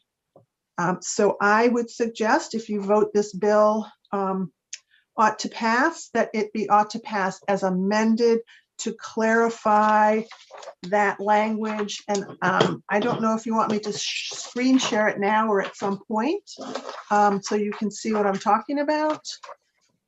Well, it might be helpful. Representative Matlack, thank you for taking over. It might be helpful to screen share at this point. Okay, let me make sure I find the right bill analysis for you, because I have a few up. That's not it. Let's see, what are you seeing? Are you seeing Juneteenth? Yes. All right, that's not what I want to show you. I apologize. I set this up so nicely to be efficient at the beginning, but it seems to be failing.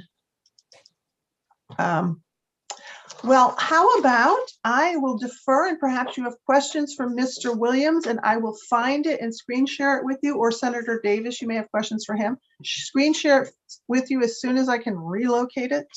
Okay, so we have a number of questions up. Representative Mark Bryant. Yeah, I'd like to just hear from Senator Davis what his comfort level is, and does his amendment mean anything to him, and have it just speak to it briefly so we can get us started. Okay. Senator Davis? Yeah, thank you very much, Representative Bryant and Senator Baldacci. I simply would say that the unorganized territory just needs more representation. It's basically what I feel. I don't have anything else to say. I was asked to put it in. I put it in, and whatever. The unorganized territories, I think was mentioned the other day, pays about 1/3 of the county budget. They make up a little less than 7% of the population. That's what I got to say for you. Okay. Representative Greenwood?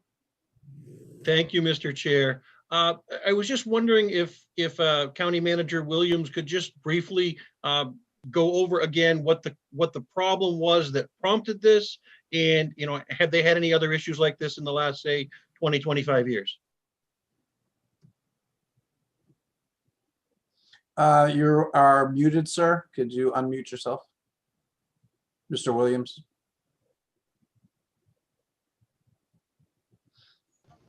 Sorry about that, Senator. I'd like to thank you for allowing me to come speak on this today.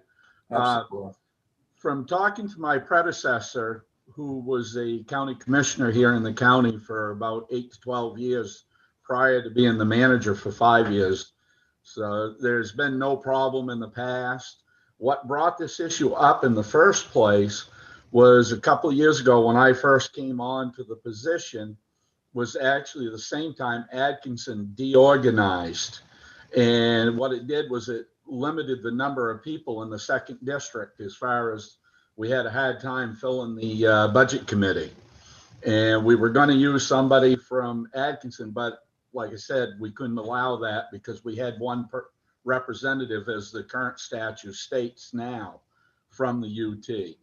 And basically it's just a way that if we're having a hard time filling the committee, which we did again last year, some of the paperwork I sent down to Lynn had the composition of the budget committee, and there was an open position because we had somebody drop out at the last minute.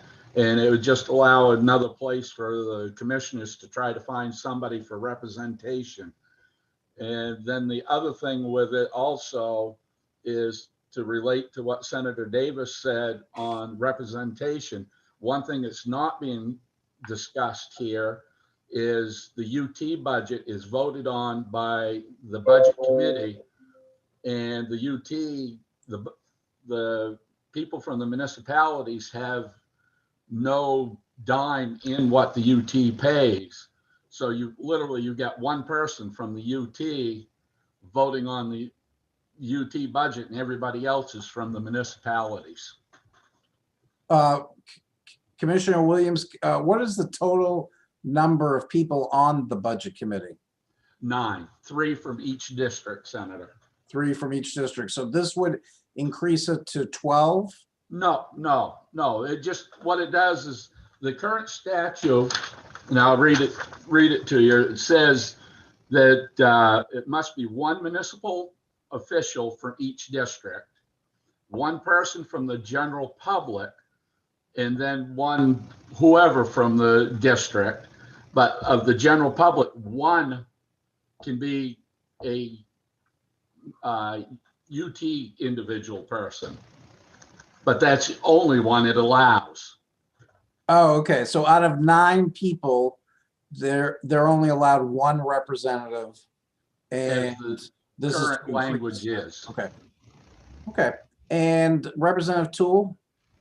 Thank you, Mr. Chairman. So my question for Mr. Williams is, given that you're looking for more representation, and I asked Senator Davis this last week, would you be open to changing the bill to say the county commissioners shall appoint up to two members of the county budget committee, one from the unorganized territories, with one must be and one may be? Is that something you'd be open to? Yeah, because again, like I say, that would allow us the opportunity, if we needed the extra person, just to give us some more individuals. Right. So that would increase your representation, but not lock you into having 3 people from the UTs on the budget committee. Yes, it'd actually do both. Okay, great.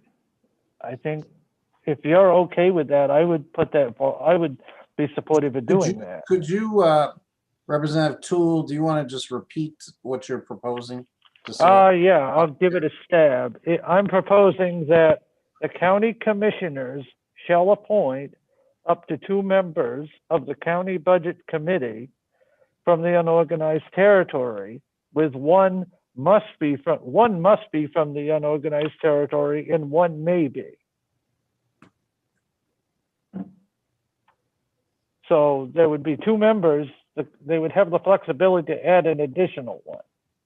So they could appoint up to 2 members. Right, they could appoint up to 2. They would have to appoint one, but they may appoint the second. At least one, but up to 2. Okay. Right. We got it. We got that. Lynn, and I'm sure we'll put her wordsmithing on that. Okay, so we have a number of questions. Representative Lynn Copeland. If that's Representative Toole's motion, then we need a second. Oh, okay. Is that a motion, Representative Toole? Yes, sure. Okay. Is there a second? I'll second that. Okay, so moved and seconded. Representative Matlack, did you want to say something right now? Yes, I was wondering if there was a simpler way to address this, rather than because this is permissive and not prescriptive, that if we said may for first of all, I'm confused as to whether or not the description of who may be a budget committee member is the same for each district. And if it is the same for each district, can we say may be from the unorganized territory, so that this is not an ongoing issue and that it just can be addressed at this point? Mr. Williams? Well, I was just trying to figure out exactly what you're saying, because my understanding is, I've only been here for 2 budget seasons now, so bear with me, is that the commissioners followed what the language was that I read a minute ago, that they shall appoint the 3 people. One has to be a municipal officer from one of the municipalities. One has to have a general public person in each district, which one of those has to be a UT person. And then the other position is left open and that's the current language of the law. So my understanding of the way we're trying to say this is just changing that one UT person would be 2 UT people, with the amendment that Representative Tool just made. So, okay, I'm a little bit confused. Maybe it's because I need lunch. But each of the three commissioners gets to appoint 3 representatives to the budget committee from their district. Yes. And the definition of who those folks may be is municipal officer, general public, and somebody else. Yes. And your problem right now with filling the position on the budget committee is that you don't have enough somebody else's, or the definition of somebody else is does not include representation from the UT. It's kind of a combination of both, because as you noticed, one of the other documents that I sent down to Ms. Caswell was the budget committee confirmation of last year, what it comprised of, and we ended up having an open position. And so it's kind of a combination of both. I guess my point is, can't we just make it more flexible in the definition of either general public? I mean, does it have to specify UT rep from one of the 3 districts? I guess I'm still confused as to why you can't be more permissive on all of them and have it the same throughout.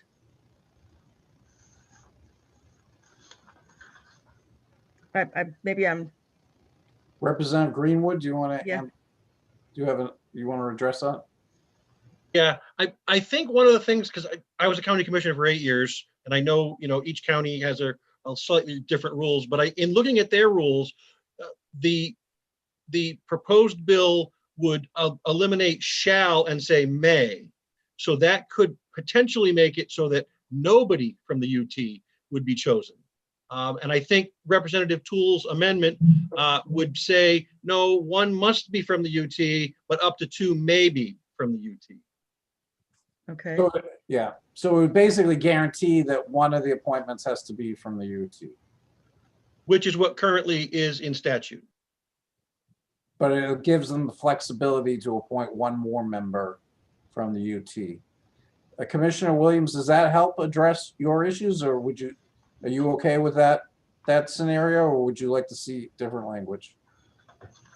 Yeah, that would allow it, because the current statute says no other member of the general public on the committee may be a resident of the unorganized territory. Okay. So that what that amendment would do by being able to do it, it allows up to 2 people that way.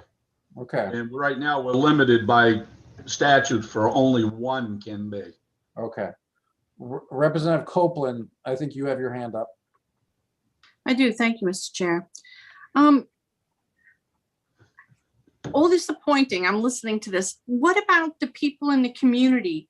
And I understand not everybody's stepping up, but it seems like there's a lot of appointing. So if somebody in the community feels strongly about the budget and wants to be a part of that process, I don't see where there's an in for them.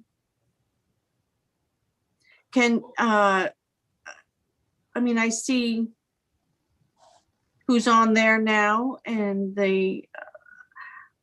I'm concerned that everyone should have a voice, and I don't see that that's happening here. So Commissioner Williams, 3 members are from a municipality, correct?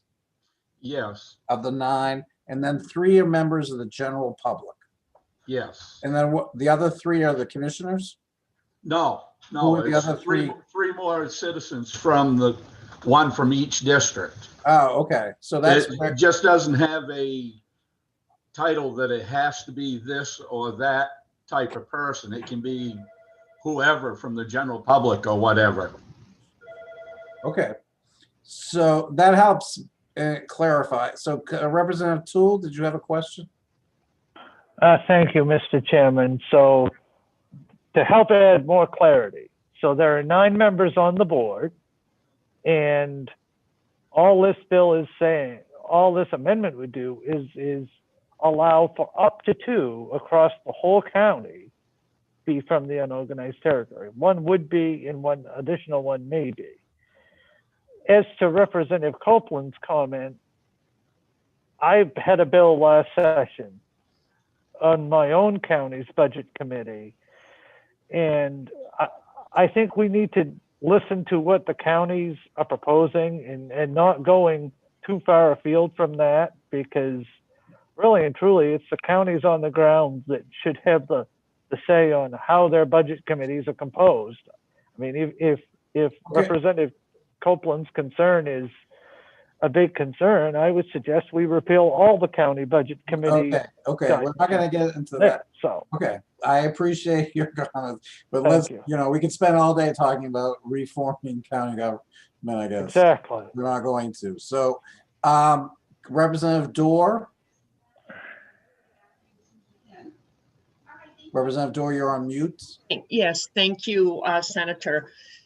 What percentage, and I probably should know this, but I don't, what percentage of this county is made up of unorganized territories? Personnel, people-wise, you mean?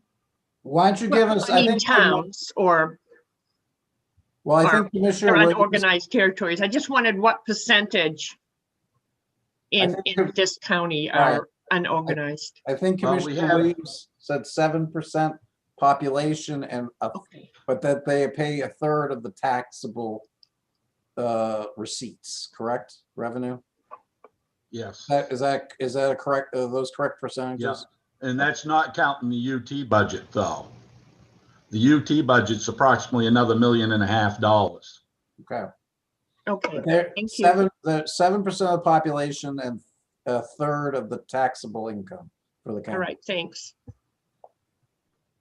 Okay, we have a motion to amend on the table with a second. Any other discussion on the motion to amend?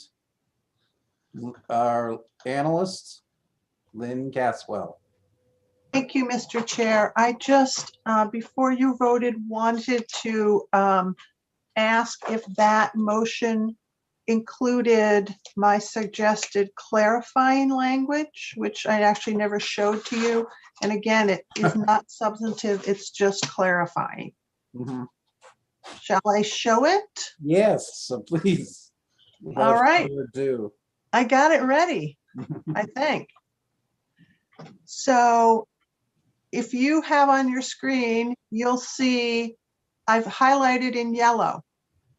I'm suggesting you take off the S and add the words of the district. So all 3 members, which is 3 members for a district, must be appointed by the county commissioner, because there's only one, of the district. I think this clarifies that 1 commissioner appoints 3. It's not all 3 commissioners appointing 9. Okay. Representative Toole, is that included with your motion? Yes. Okay, and Representative Greenwood, that's included with your second? Yes. Okay. Thank you, Lynn Caswell. Again, thank you for your wordsmithing. Cheryl, could you take the roll regarding this motion to amend? I will do that. LD 243, an act to amend the composition of the Piscataquis County Budget Committee, ought to pass as amended. Representative Randall Greenwood. Yes. Representative Randall Greenwood, yes. Representative Sean Paulus. Yes. Representative Sean Paulus, yes. Representative Francis Head. Yes. Representative Francis Head, yes. Representative William Toole. Yes. Representative William Toole, yes. Representative Mark Bryant. Yes. Representative Mark Bryant, yes. Representative Ann Matlack. Yes. Representative Ann Matlack, yes. Senator Joseph Baldacci. Yes. Senator Joseph Baldacci, yes. Senator Kimberly Rosen. Yes. Senator Kimberly Rosen, yes. Senator Ned Claxton, absent. Representative Donna Dorr. Yes. Representative Donna Dorr, yes. Representative Walter Reisman. Yes. Representative Walter Reisman, yes. Representative Kathy Downs. Yes. Representative Kathy Downs, yes. Representative Lynn Copeland. Yes. Representative Lynn Copeland, yes. 12 ought to pass as amended, 1 absent. Okay. And I will have to defer, Representative Matlack, was this the last item? Or, Yes. so we can adjourn? Is that correct, Representative Matlack? Yes, is there anything else that we need to discuss before we leave? Lynn, do you have anything for us? I have something. Oh, Cheryl, it's your turn. Yeah, no, I just, if you're here and you missed a vote, I can take that vote as long as we're still on camera. Oh, okay. So if Representative Bryant and Senator Baldacci, you would like me to read the ones that you have missed, I can do that. Okay. Can you let us know what the vote is before? I will. Let's Representative see. Bryant, you have your hand up? Only to affirm what Ms. McGowan said. Okay. That you would like to. Okay. Yeah. Okay. So I'm going to do them in the order that we took them today. So the first one was LD 91. And Representative Bryant, you were absent during that one. And it is LD 91, an act to update the Maine Uniform Accounting and Auditing Practices Act for community agencies. And that was ought to pass. And it currently stands at 11 ought to pass and 2 absent, with you being one of the absent. I would vote on to pass, Ms. McGowan. All righty, gotcha. So Representative Mark Bryant ought to pass. And that does it for that one. The next one was, I believe, the 286, which was an act, let me make sure, yes, an act to make Election Day a state holiday. That one was ought to pass. And I have 4 ought to passes, 7 ought not to passes, and 2 absent. Senator Baldacci, you were one of the ones that was absent. So I would vote yes. So ought to pass. Mm-hmm. Okay, Senator Baldacci ought to pass. The next one was a double. Yes, the next one was LD 100. And the first thing that we did for LD 100 was we tabled. It was a motion to table. And that was 6 to table, 6 not to table, I guess. That was the added. And Senator Baldacci, you were the only one that did not vote in that So one. I would vote to table. Oh. Okay. So that led us to the next one, because it was tabled, which is LD 100, an act to establish the general election day in the United States. Okay. I have Hold on. I have a question about the tabling motion. I mean, is that reviewable? Lynn is shaking her head no, that it's not reviewable. Point of order. First of all, Cheryl, I think you had said, you had told me LD 100 was tabled. Is that correct or not correct? No. Okay, so what, Cheryl, because I think we got a little, I don't know whether, okay, so LD 100 you said was, what was the vote on LD 100? Lynn, you might need to help me on this one. I have down that there were 6 people that wanted to table it and 6 people that, okay, no. But a tabling motion isn't reviewable. That's correct. So nobody can vote on this one then? Not now. It's done. Gotcha. Okay, so that one can't be viewed. So LD 286, which was the other election day, you said was ought to pass. There were 7 against ought to pass, correct? On LD 286, is that Yeah, correct? yes. Okay, so that's fine.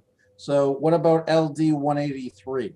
No, 100, Yeah. the tabling motion was tied.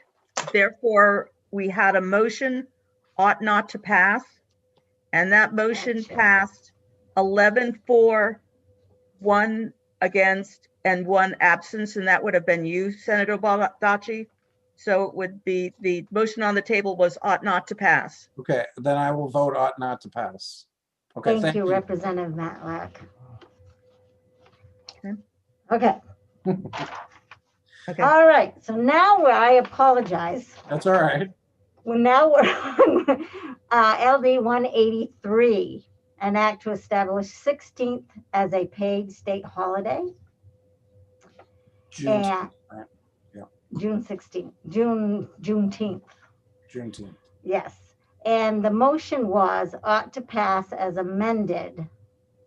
And do you need to know the amendment to that motion? Yes. Okay. If I may, the ought to pass as amended on Juneteenth. The amendment was to change Title I, a section in Title I that requires the governor to issue a proclamation on Juneteenth.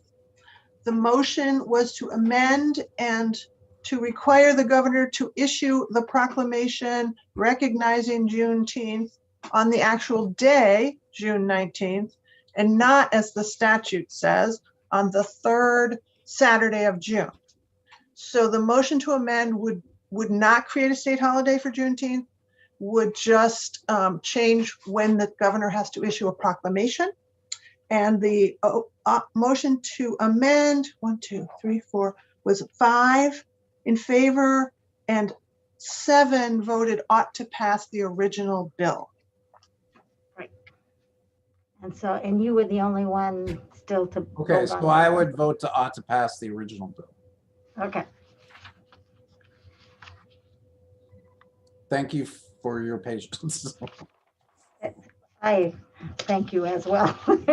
And the other one, everybody's voted but Representative Senator Claxton. So I will get his votes and then we'll get those turned in. I thank you very much for your patience. Oh, absolutely. Representative Toole. Thank you, Mr. Chairman. I was going to ask Ms. Caswell if she was ready to go with the language review on LD2.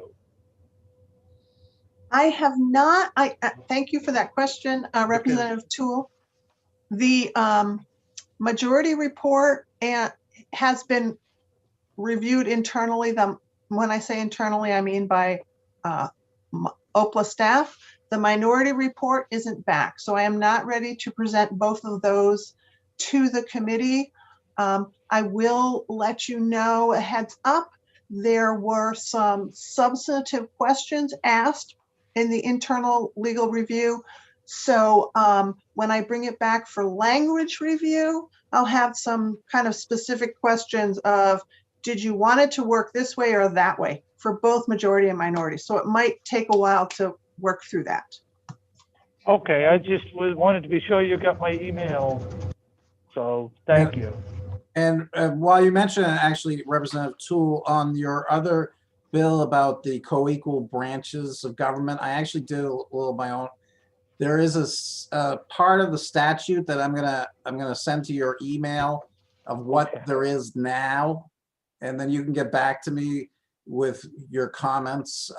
Because I think that basically what the structure of the law is that the legislature has to vote to create an investigating committee, and that there's a special section for quote unquote investigating committees. And those investigating committees do have subpoena power and do have the power to compel production of documents. They have to go to court.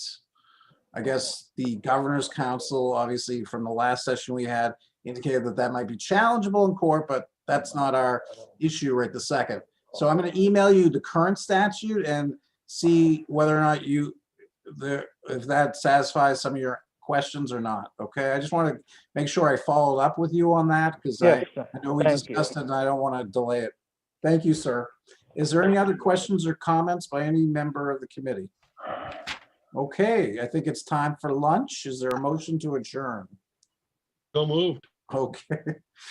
And seconded by myself, and have a nice lunch. Thank you. Bye-bye.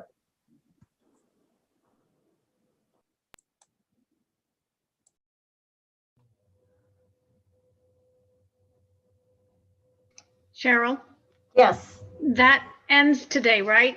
that ends today. We'll It see you sounded on, like, I'm going, I don't see anything else, so no, we'll see I you gotta on jump Monday. on. I gotta jump on judiciary. Thank you. Okay, you're welcome.